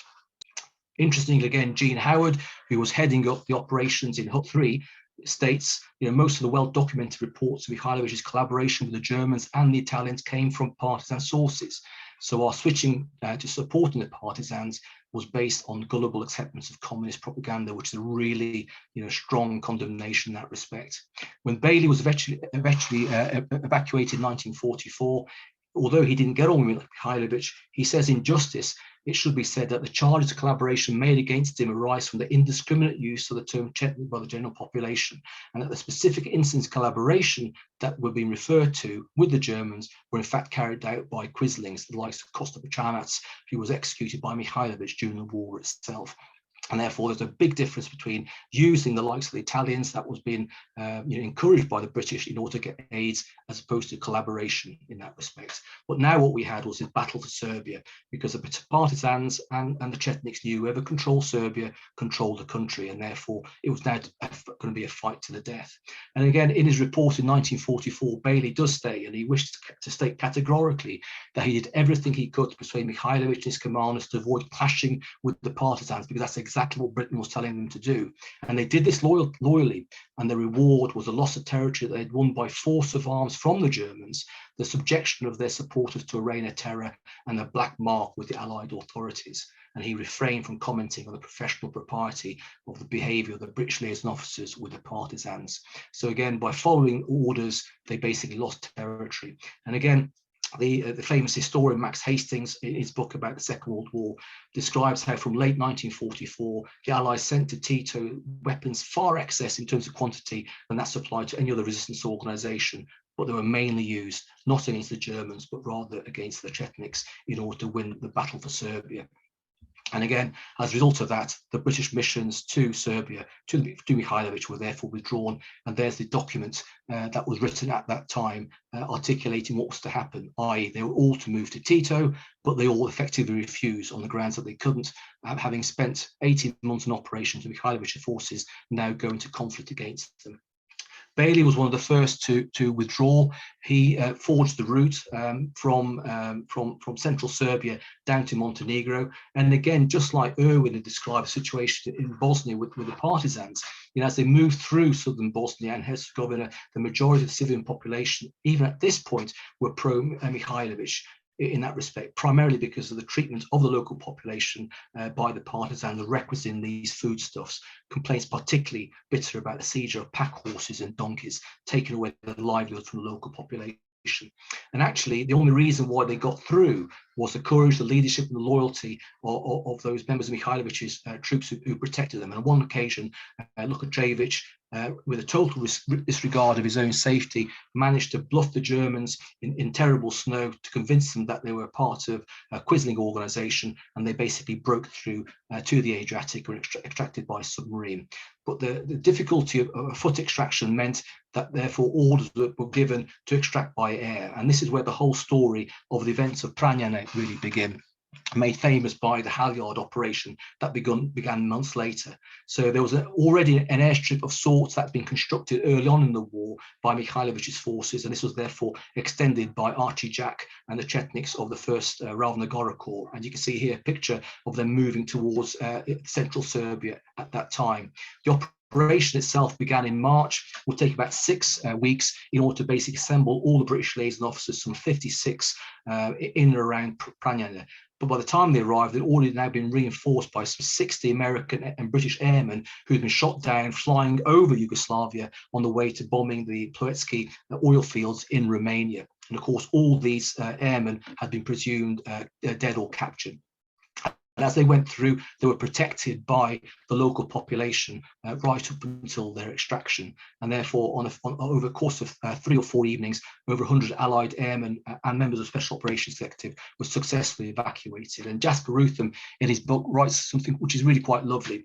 A combination of dignity, self-restraint, and humour had overcome the difficulties. And in the course of 3 nights, by the grace of God and the airmen, over 100 Allied officers and men had been flown out of Serbia. We, as representatives of a large nation, were given by representatives of a small nation a lesson in manners and how to conduct oneself with dignity in adversity. And I'm proud to say that that quote is now on a memorial that was unveiled by Ben Wallace, our current Secretary of State, at Pranjane as part of the American complex in June of 2021. And of course, what then followed 2 or 3 months later was the evacuation of Operation Halyard that saved up to 500 airmen from within Serbia and other areas controlled by Mikhailovic. And interestingly, that was only part of 2,400 airmen that were saved at that time, because a larger number were saved from partisan-controlled territory. Whenever these aircraft flew in with stores, they evacuated what they basically could. But what was happening in Mikhailovic's territory theoretically should never have happened if they'd been colluding with the Germans. And again, that's why that operation was kept secret. By now, the Germans realised that Tito was now still a major threat, and therefore mounted another operation against him in his stronghold in Drvar, Operation Knight's Move. And although Tito managed to escape, the Americans and the British liaison officers who were with him weren't so lucky, and they regrettably were captured. Tito himself was then spirited away, first to Italy, and then when we'd secured the island of Vis in order to carry out our commando raids against the Adriatic, he was then transferred, and that's where his forward headquarters then deployed. And at this stage, vast quantities of additional supplies were now being flown from Italy into Yugoslavia, and also things like the Balkan Air Force created, which included 2 squadrons of Spitfires flown by partisan airmen. And of course, they then carried out round-the-clock operations in support of partisan forces on the ground. But one of the most important things that was taking place was the evacuation of the partisan wounded. And Vladimir Dedier, again, a notable partisan, said that this evacuation of their wounded was by far the greatest aid they received throughout the war, on the grounds that they were no longer encumbered by the wounded themselves. The chap on the left there, Basil Davidson, who had always been the Yugoslav chief in Cairo, was now on the ground, and in his accounts describes how the partisan warfare of moving from one place to another was always going to be hindered by the wounded, and therefore they couldn't leave them because they were shot, and therefore by saving them we saved a good many thousands of lives in that respect. And again, Maurice Sutcliffe describes how total 30 aircraft just in his area alone, coming in 2 or 3 a night, until the Germans, made it impossible, saved, hundreds and hundreds of people, which again is another lasting reminder of what the British did for the Yugoslav people at that time. And it wasn't just soldiers who they evacuated, it was also women, children, and the vulnerable. And in fact, we evacuated some 30,000 refugees, mainly children and women, to the El Shat refugee camp in Egypt. And after 18 months, they're then repatriated back to Yugoslavia. at the end of the war. Meanwhile, commando raids were being launched constantly from the island of Vis as the Germans were then putting increasing pressure. The officer on the left of this picture you saw previously in Yajce, John Henniker. He was the first officer with the partisans to arrive in Serbia in April of 1944. And of course, he found to his surprise how the geography did not lend itself to guerrilla warfare, and how the partisans who were operating in very small bands with no centralized control, with lack of supplies, were really finding it difficult to take a fight to the Germans, which was exactly the same circumstances that Mihailovic's forces had found themselves, because the situation in Serbia in terms of the ability to fight the Germans was very, very different to that in Bosnia, where the mountains could protect the rolling countryside, simply couldn't in Serbia itself. And of course, at this stage, from a Serbian perspective, very controversially, Belgrade was bombed, not for the first time, but on a number of occasions, for two reasons. First of all, to tell the Germans that they were now vulnerable no matter where they were, but also to those who remained loyal to Mihailovic, that it was now the partisans who held the whip and had the whip hand in that respect. And again, to this day, this remains a controversial episode. But more and more heavy bombers are now being brought in, not only for the bombing raids, but also in order to provide more and more supplies for the partisans, again, either through parachute or directly being dropped onto the ground itself. In reality, more than they could carry in that respect. And Fitzroy Maclean describes just the scale of the weapons that were delivered in 1944, 100,000 rifles, let alone 175,000 battle dress uniforms. They effectively resembled the British Army in the field in that respect. Compare that to what Mike Lee's had, 6 plane loads in 18 months. Where the partisans were receiving some 60 plane loads every evening. It made a massive difference in terms of on the ground. But it was at this stage that Churchill was beginning to have doubts, because he was convinced himself that Tito would honour any agreements in terms of the support that he'd given, and that there would be democratic elections after the war, and that the King Peter would continue to be king of Yugoslavia, because at the end of the day, Churchill was a monarchist. Tito evaded anything on these issues, and despite that, King Peter then broadcast on the 12th of September, a few days after his official birthday, proclamation that called for national unity and all forces to show their allegiance to Tito. And this was a huge blow in terms of morale for Mihailovic and his forces, and many did answer that call and went to Tito. What was all this about? This was all about basically growing Tito to be able to interdict the German withdrawal from Greece and Yugoslavia as the Russians were approaching. And therefore, an operation called Rat Week was planned in the first week of September that Maclean believed would be the time when the Germans would be withdrawing, with the view of basically ensuring that the partisans in Serbia could defeat the Axis forces withdrawing. And obviously, if not defeat them, but cause sufficient confusion for the air forces to be able to attack them from the air, and the sea forces from the sea in that respect. And therefore, military targets across Serbia were therefore attacked from the air. But the problem was civilian targets were also hit. Leskovac very famously on the 6th September 1944, and this attack itself was witnessed by both Fitzroy Maclean and John Henniker, because they called in the attack. If you look at the bottom, first of all, John Henniker actually asked for 1 aircraft. The Americans sent 200. What they wanted was a factory being bombed, but they bombed everything but the factories, because of course aerial bombing was inaccurate. And as Fitzroy Maclean there describes at the top, there was a huge amount of civilian casualties as a result, and poor old Leskovac, like Belgrade, bore the brunt of it and was effectively levelled. And you can see on this map where the concentrations of those air attacks were very much on the withdrawal routes that the Germans were taking through Serbia, past Belgrade, Bosanski and Slavonski Brod, out towards Slovenia. But the point is, many civilians sadly died as a result in that respect. Julias talks about the German withdrawal, quite heroic in many respects, and therefore demonstrated how effective they could still be in the withdrawal operation. In fact, Basil Irwin with the partisans talked about how incapable the partisans generally were in terms of, even at this stage, of defeating the Germans, and his unit was then chased all the way to Zagreb by the Germans until the Russians then arrived and swept in to clear them out of the way. But again, Churchill was getting increasingly concerned about what was going on the ground. Increasingly concerned because a large proportion of the weapons that we'd sent were now being used against the Yugoslav people in terms of the supporters of Mihailovic, as opposed to the Germans themselves. And of course, this report didn't get to Tito, because by this stage he'd already left the island of Vis secretly. He'd levanted, as Churchill said, and went to Moscow to coordinate the Russian arrival in Serbia in September, October of 1944. And that was ultimately the point at which everything changed. The Russians, meanwhile, arrived, and bizarrely, the people, thought, this, very much like today, this huge capable army would turn up. But actually, at the end of the day, they were a disappointment in terms of what they looked like and how they conducted themselves. But what was really interesting also is that the partisans then, as soon as the Russians arrived, stopped doing any more evacuations of their wounded. And as Erwin talks about, to demonstrate to the Russians how much they were suffering themselves. Smart uniforms were brought out, not in the British style, even though we basically supplied them. And it was an absolute shock to the partisans in terms of the hostility that they showed towards the partisans, as opposed to camaraderie, being communists together in that respect. And therefore, this had a profound impact on many of the partisan commanders. But Churchill felt by October that he was now losing grip, I would say, in terms of his future interest in the region itself. And this is where the famous meeting with Stalin takes place in Moscow, where they effectively agree to who would have what interest in the Balkans after the war. So, for example, in Romania, Russia would have 90%, Britain 10%. In Greece, Britain would have 90%, Russia would have 10%. And in Yugoslavia, a 50-50 split. The problem for the Yugoslavs was that the British weren't there to claim their 50%. So when Belgrade then fell, witnessed by Fitzroy Maclean,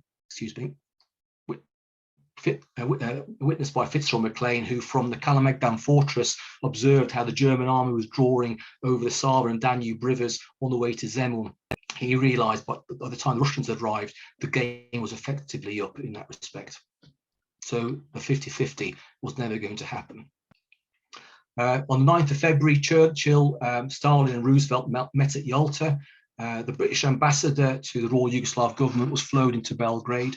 And Tito was now very much in control, not only of Belgrade itself, but large areas of Yugoslavia. And by March, Churchill had realised that he'd made a mistake and sent a minute to Anthony Eden, voicing his frustration when it became clear that Tito wasn't going to honour any of the agreements made to him earlier, also at Yalta, and very famously said, Tito could be left to himself in the mountains to stew in the Balkan juice, which is very bitter. I've lost my relish for Yugoslavia. On the 27th of March, this is where the partisans movement and Tito really tried to claim the actions of the 27th of March of 1941 to their own ends. But what's really interesting about these photographs is how many Union flags were present. And then these were, in reality then, etched out of the history post-war in order to sort of remove any British sort of actions in that respect. And Fitzroy Maclean, at this time when he left Belgrade back to go to England, was surprised that even as he left, the new Yugoslav army was now wearing Soviet-style uniforms, carrying Soviet weapons and badges. And despite what we did, they effectively became indistinguishable from the Red Army itself. And by mid-April 1945, this is where basically Churchill had had enough. And in view of the satisfactory attitude recently showed to him by Marshal Tito and his ingratitude for the substantial help which we have provided for his forces, I consider the time now has come to discontinue the assistance which we have hitherto afforded. And of course, all things came to a head, almost going to conflict in Trieste, when the partisans, again, against agreements, occupied that town, and we almost went to war with them in that respect. When John Henniker flew out of the country and came back to England, he went to visit an old friend of his who was, again, private secretary to Winston Churchill. And Jock Colville, he's there on the left-hand side next to Churchill, kept his good friend waiting for over half an hour, only to, on one occasion, look up and say to him, well, pity we didn't back Mihailovich, wasn't it, John? And therefore, accusations are now being thrown around within British circles about, did we follow the right policy? Was Churchill given the right intelligence, or was he hoodwinked? And very famously, in a speech that he gave in Belgium in December of 1945, Churchill said, during the war, I thought I could trust Tito. He had promised me to observe the agreement they had concluded with Trubasic, but now I am well aware that I committed one of the biggest mistakes of the war. But of course, it was now too late in that respect. And then finally, in the last couple of slides, John Henniker, in his account, says, and ultimately he's absolutely right, they did what they could and what they were ordered to do in terms of the task given to them by Winston Churchill. They didn't misinform him seriously, but clearly admitted that actually on occasions they were a bit too credulous or a bit too willing to accept the partisan gloss on their actions, and therefore that's how much of the information was therefore skewed. And through our relationship with the Russians, once they came into the war, although it involved notable disadvantages, Winston, on advice rather than his own inclination, took absolutely the only line we could follow in the circumstances in which we have found ourselves, both over the war in general and over our involvement in Yugoslavia in particular. And that's quite an interesting thing to say at the end of the day. And it was all about the Russians, keeping the Russians on side, as opposed to basically our long-term interests in that country. And then when in 1948 the split finally came, those who after the war felt as if they'd made a mistake suddenly said, well, ultimately he came good in the end. And lo and behold, Tito then became again the darling of the West, the buffer between the East and the West, and therefore he became a master of his own destiny. And finally, before I end, it's worth showing this slide of something which Julian Amery, you recall, one of the first SOE officers into Yugoslavia before the war, said in terms of the decision to drop Mihailovic, where he said there's a funny streak in our national character. When we knew the Russians were going to liberate Yugoslavia, we had to drop Mihailovic. But instead of saying to Mihailovic, this is realpolitik, you're very welcome to come out, and we did invite him out, but we have to change sides.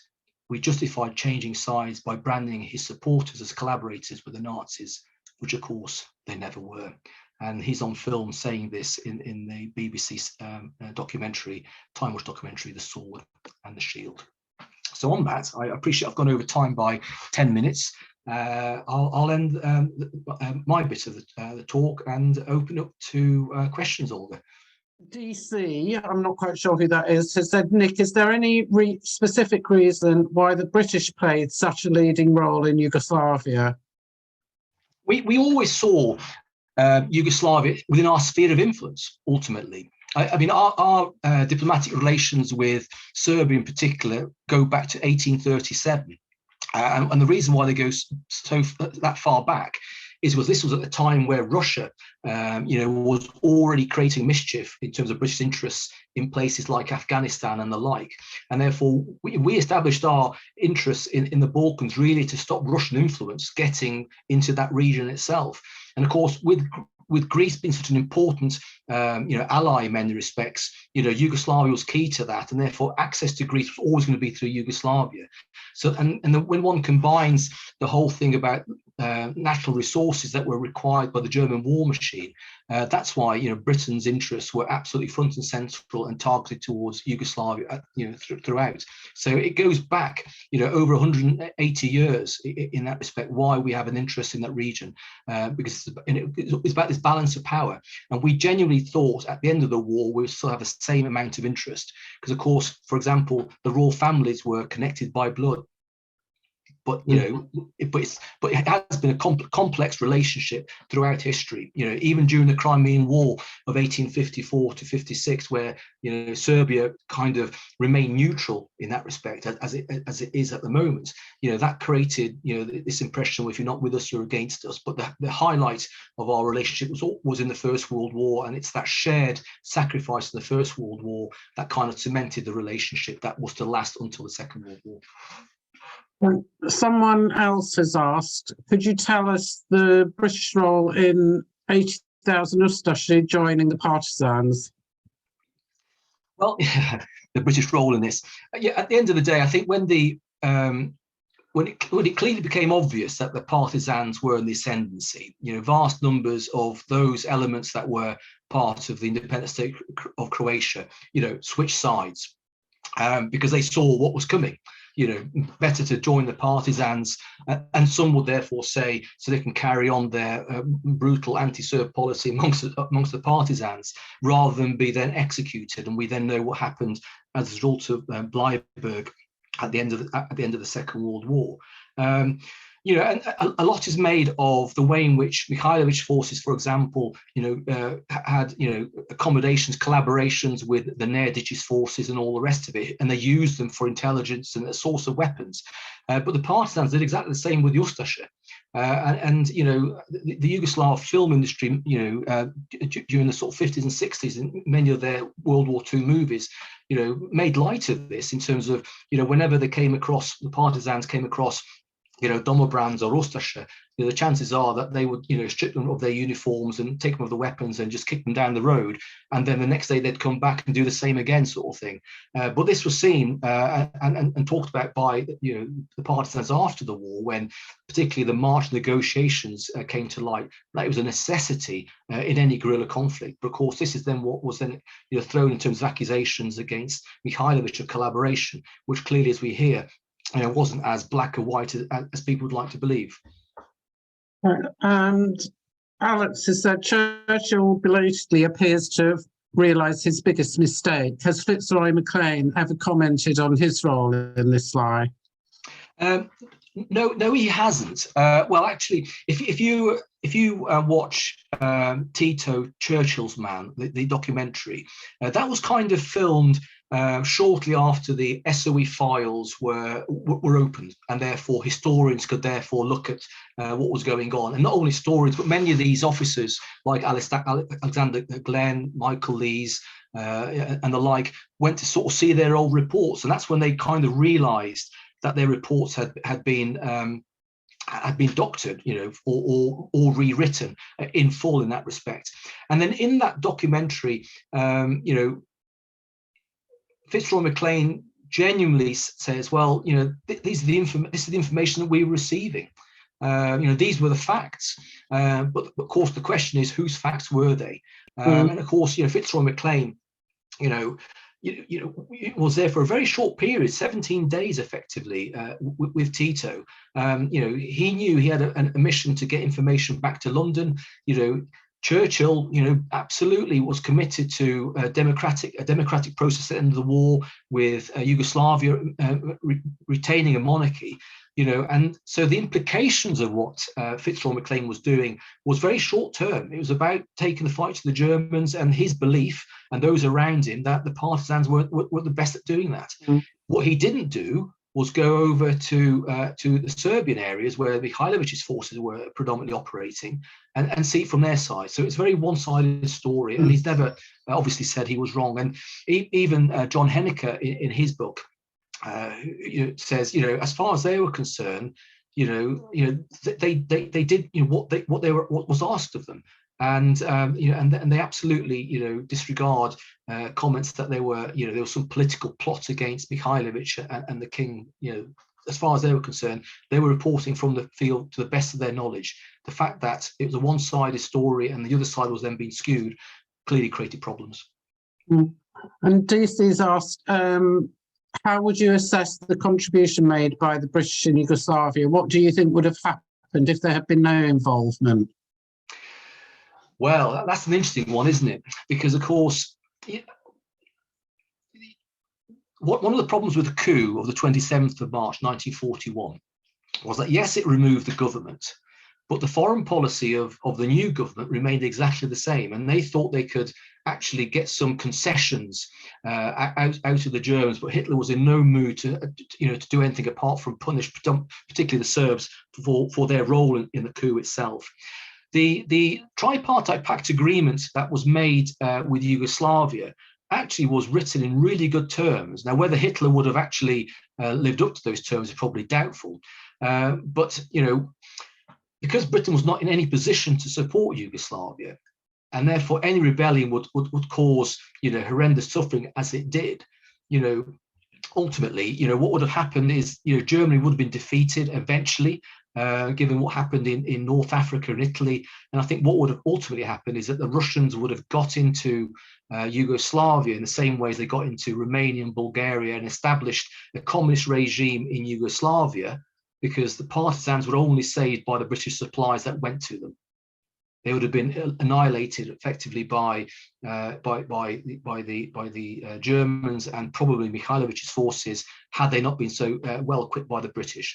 And I suppose then for the next 50 odd years, Yugoslavia would have been absolutely within the Soviet sphere of influence, and probably a member of, on the wrong side of the Iron Curtain, as it was from 1945 to 48. Okay, lots of questions. I mean, some very positive comments, Nick, and I think everyone's found it really interesting. But Silvana has asked, do the history books on World War II in British schools mention Churchill's mistake in turning his back on Mihailovich? No, they don't, because I think it's now too far in the distant past, to be honest with you.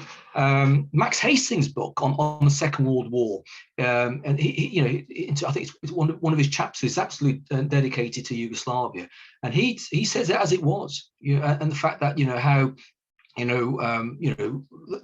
neither side, lived up to the expectations of the British. I think the British expected Mihailovich to be, this romantic guerrilla fighter, leading, this endless struggle against the Germans, which physically was not possible. It would have led to the annihilation of the population, and therefore they dropped him because he wasn't what they expected him to be in support of Tito. And then Tito wasn't what he lived up to be in that respect. So the history books probably won't change. There's some interesting books out there. The individual who produced the World at War series, who many will probably remember, he was the guy who produced the series Tito, Churchill's Man, which looks at the war, and then Tito, his own man, that looks after post-war until his death. And he's written a book, again, extensively using records from the National Archives and the like, called Hoodwinking Churchill. And he lays out in very clear terms how this whole story, in terms of deception and everything else, was to proceed. What hasn't been made available yet are the Secret Intelligence Service files. And of course, some of the Enigma decrypts from Ultra haven't been made available. It's only really the SOE files and the Foreign Office files that have been made available. But regrettably, it's too far in the past. Mm-hmm. And I think Ivan's asked, there's a very specific understanding in the Serbian population that the bombing of 1945 was deliberate. Can you please expand or provide comments?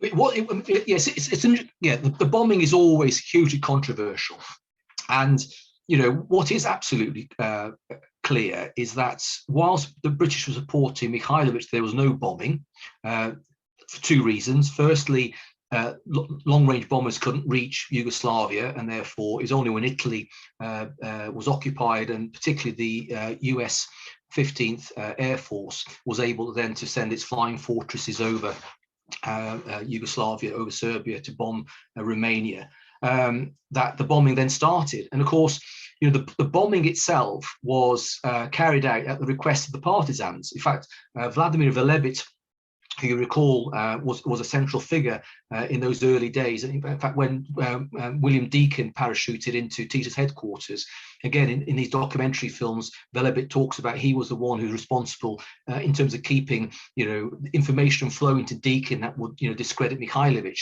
He then became the chief liaison officer in Bari with the British, and was responsible then for asking for the bombings to take place.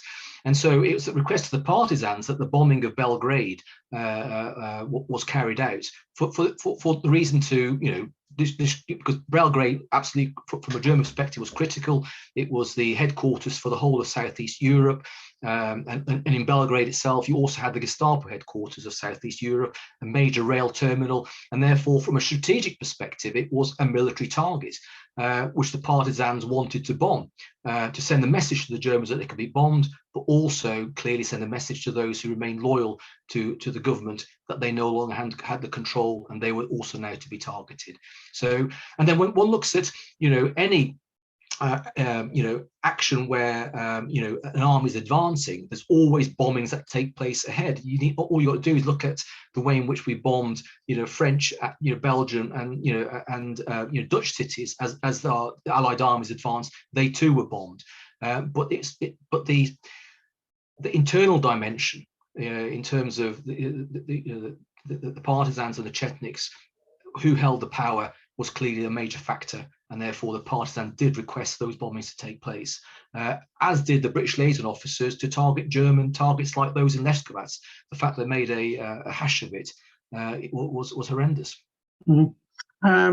John said, you know, thank you. He knew about SOE in France, but nothing about SOE in Serbia.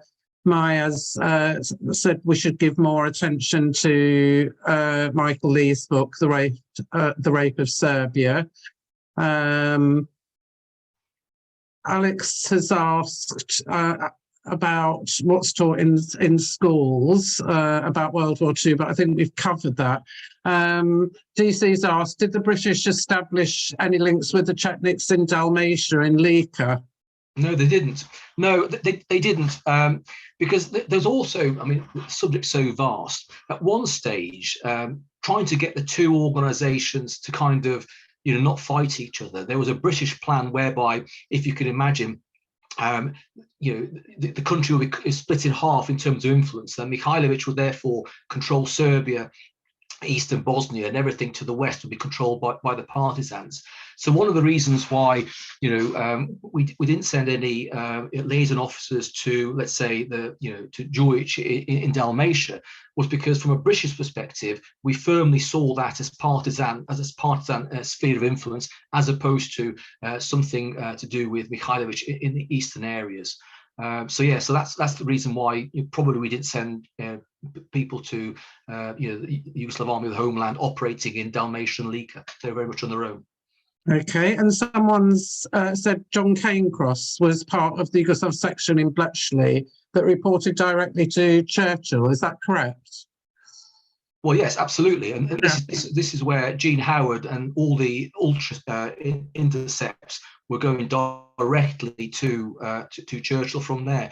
And this was the problem, you see, because of course, as I said earlier in my talk, what was coming out of the field, if it was coming from Mihailovic's liaison officers, it was going first via Cairo, later Bari, when the headquarters moved, and then to London. So by the time it reached Churchill, it was days after the event. Everything from the field going from McLean military mission was going directly back to Churchill. Of course, he had access to the ciphers from Bletchley all the time. Yeah, absolutely. Slavica said narratives and stories are important as well as the audiences. Who is the current audience for this presentation? I suppose it's how we could make more use of this presentation, the current affairs for both in Serbia and Britain. I mean, we've had the biggest audience. We've had 30 people who have, you know, been here for the whole of the presentation. No one's dropped out. So I think that shows you the interest that there is in this. So I think we do need to think about how we can use this recording. Hopefully other people will see it. But this presentation kind of brings to life in physical words what the exhibition that we showed in Serbia for that 12-month period showed in pictures and in words written on these boards. And of course, that's why it was quite a shock for people when they saw these images that they hadn't seen previously. And on the first day we had a whole group of historians come in, and again they were quite surprised. But then you also had dare I say those who thought, well, this is all made up. Well, I know you can doctor pictures, but you can't doctor these pictures. Mm-hmm. Our archives, they're all available. But at the end of the day,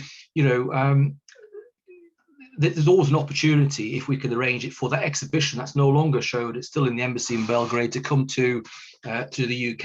And there's nothing wrong potentially with that then going around the UK to whoever wants to see it. Someone else has asked, did Colonel William Bailey set up Camp X in February 1941 with his US counterpart? First 16 recruits were 16 Spanish War vets? He was part of that, yes. Yeah. As I understand he was, yeah. Someone has asked, are you surprised to the change in Britain's attitude towards Serbia today, bearing in mind the relationship in the Second World War and before? Am I surprised? Well, no. I mean, part of the problem, I think, is of course that as soon as the the files opened up, and dare I say, a different version of history could have been told. And I think someone once said, this is revisionism of history, and it's not revision of history. This is actually different facts that hadn't previously been known coming to the fore, and therefore, I mean, much of, I suppose, post-war communist propaganda from Eastern Europe, never mind former Yugoslavia, has been discredited, because at the end of the day, it's about cementing into place that version. In fact, it was American diplomat David Martin, operating from the American embassy in Belgrade, who uncovered the whole March negotiations, and very shortly after that, that's why the film, probably The Battle of Neretva, was made, in order to sort of go back to that received history that Tito probably wanted to do. But the problem was, of course, when the files were opened up, as I said a minute ago, that of course then coincided roughly when sadly the war in Yugoslavia happened. And of course, the image of Serbs, at that time was pretty dark. And of course, dare I say, is the way in which, I suppose, communist cinematography portrayed Mikhailovic's forces was very much how many adopted, an image at that time, and therefore, that had a massive influence, and therefore, had that war not taken place in the 90s, who knows how the story would now be told. Okay, just a few more, because there seems to be growing and growing. Have any of Churchill's files or archives been released 50 years after his death concerning Yugoslavia? I don't know the answer to that question. I know all the files from the Foreign Office, SOE, and all the rest of it have been released. And then, and they're all there plain to see. He, of course, wrote, his account of the Second World War, and that's where the story about the secret agreement between he and Stalin comes from. But in the time that I was given, in terms of researching this whole thing, I didn't go into Churchill's files, because my focus was very much about the British officers who were involved, as opposed to the politics that surrounded the whole thing. Of course, Churchill was about politics and not military action in this story. And someone's asked, are the British able to list all the partisan offences against the Germans and examine the numbers involved? I mean, you've talked about that partly in your... Yeah, I mean, well, the partisans themselves, apart from, when the Russians arrived on the scene in September 1944, that's when they went effectively on the offensive. Prior to that, they weren't engaged in any offensive actions against the Germans or the Italians, apart from foraging or opportune attacks against, columns that were, moving from A to B. So really, their offensives coincided with the arrival of the Russians and Rat Week, which was obviously trying to hamper the withdrawal. But there's a huge criticism, at that time, again, from the likes of Fitzroy Maclean, who said, actually, they tended to bypass the Germans who were withdrawing in order to basically defeat the remnants of Mikhailovic's army, because it was now, coming to the final stages of and the Germans are on the way out. Were the rescue airmen part of those bombing crews that were bombing the Royal Yugoslav Army?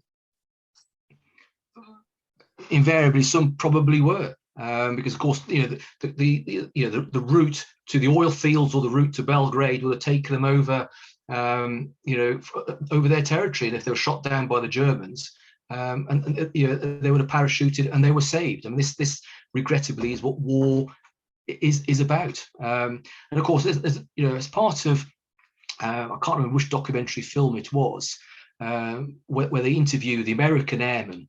And one of them says, in our pre-flight briefings that we were given, we were told that if we are shot down over Serbia, that we should at all costs, make our way to the partisan territory, because, Mikhailovic's forces will hand you over to the Germans if they haven't mutilated you beforehand.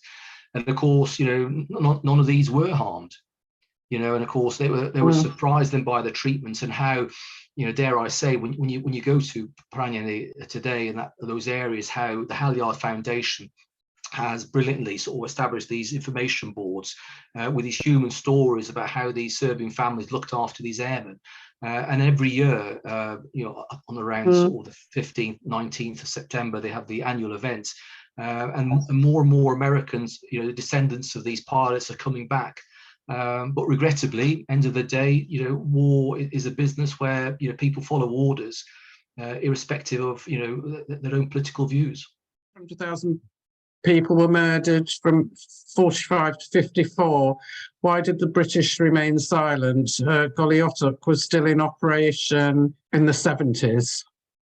Yeah, it's really interesting. It's a really interesting question. And again, when you read Misfire, the account by Jasper Ruthven, they were quite surprised when they started to hear the numbers involved in terms of the killings, and they physically couldn't believe it. This is part of the problem with the whole Holocaust and the genocide of the Second World War. In terms of the numbers were unbelievable, but they said even if half of the numbers are true, that in itself, was just unthinkable. And I suppose one of the reasons why people stayed quiet was because it's about morale, and what they didn't want to do was put this out in the open to sort of prevent, dare I say, the resistance from continuing. That's part of the problem. And but were the figures believable at that time? I don't think they probably believed them. And it was only then when, lo and behold, one came across these death camps, concentration camps, that the true reality came out. But then of course, in the spirit of brotherhood and unity, everything was then downplayed by the communists after the war, because of course, what they didn't want to do was to have the Pandora's box reopened in terms of vengeance being taken out by one side or the other. So that's why it was then deliberately kept quiet and then forgotten in history. And I think the final question: what do you personally think about Serbia not being invited to the memorial? Yeah, I thought it was quite tragic, to be fair. But I think at that time, if I remember correctly, every year up until recently, Serbia would exercise with Russia and Belarus, in an exercise called Slavic Brotherhood. And I think, regrettably, at that time, that's when the exercise was taking place in Belarus, close to the Polish border. And then this was therefore seen as an unfriendly act by the Poles, given what's happening now. You can probably understand why. And so it was a political statement, effectively. When one thinks, in terms of the Yugoslav casualties of the Second World War, after Soviet Russia, in terms of 20 million killed by either the Nazis or Stalin, when you then, in second place, it's Nazi Germany. In third place, it was the Polish Jews. Then came the Yugoslavs. More Yugoslavs died than the combined casualties of Britain, France, and America in the war. And the vast majority of the Yugoslavs killed were Serbs. And of course, that's why I think not being invited to that was, a serious blow, I think, to Serbia at that time, because of course it allowed, their voice wasn't heard. And I think that's regrettably where politics again comes into it. Yeah, I mean, I can't thank you enough, Nick. I mean, I found it because it was something. My parents were refugees after the Second World War, and my mother was on 27th of March demonstrations, and I think I actually might have seen a picture of her on the ones in 1945, so I have to go back and look at that. But I mean, I think it's really been fascinating. You've explained a lot of things, and I think, there's obviously an audience for this, and I think we're going to have to think how we can make use of the recording, see if we can get the exhibition and see what more we can do with it. I can't thank you enough. And I mean, we've had lots of these events. I've never known people stay on a Zoom meeting for almost 2 hours. So, I mean, I think it's a testament to your really powerful exhibition and presentation. So thanks very much. And Nick's also speaking. You're coming down for Zvezda's event about World War I and the Scottish Women's Hospital and the legacy of Elsie Ingalls. And I know we've got someone that is organising the trip to Serbia to Fiona. So welcome for that. And, you know, thanks very much, everyone, for attending, and hopefully see you at some other events. Thank you all. Thanks for listening. Thank you.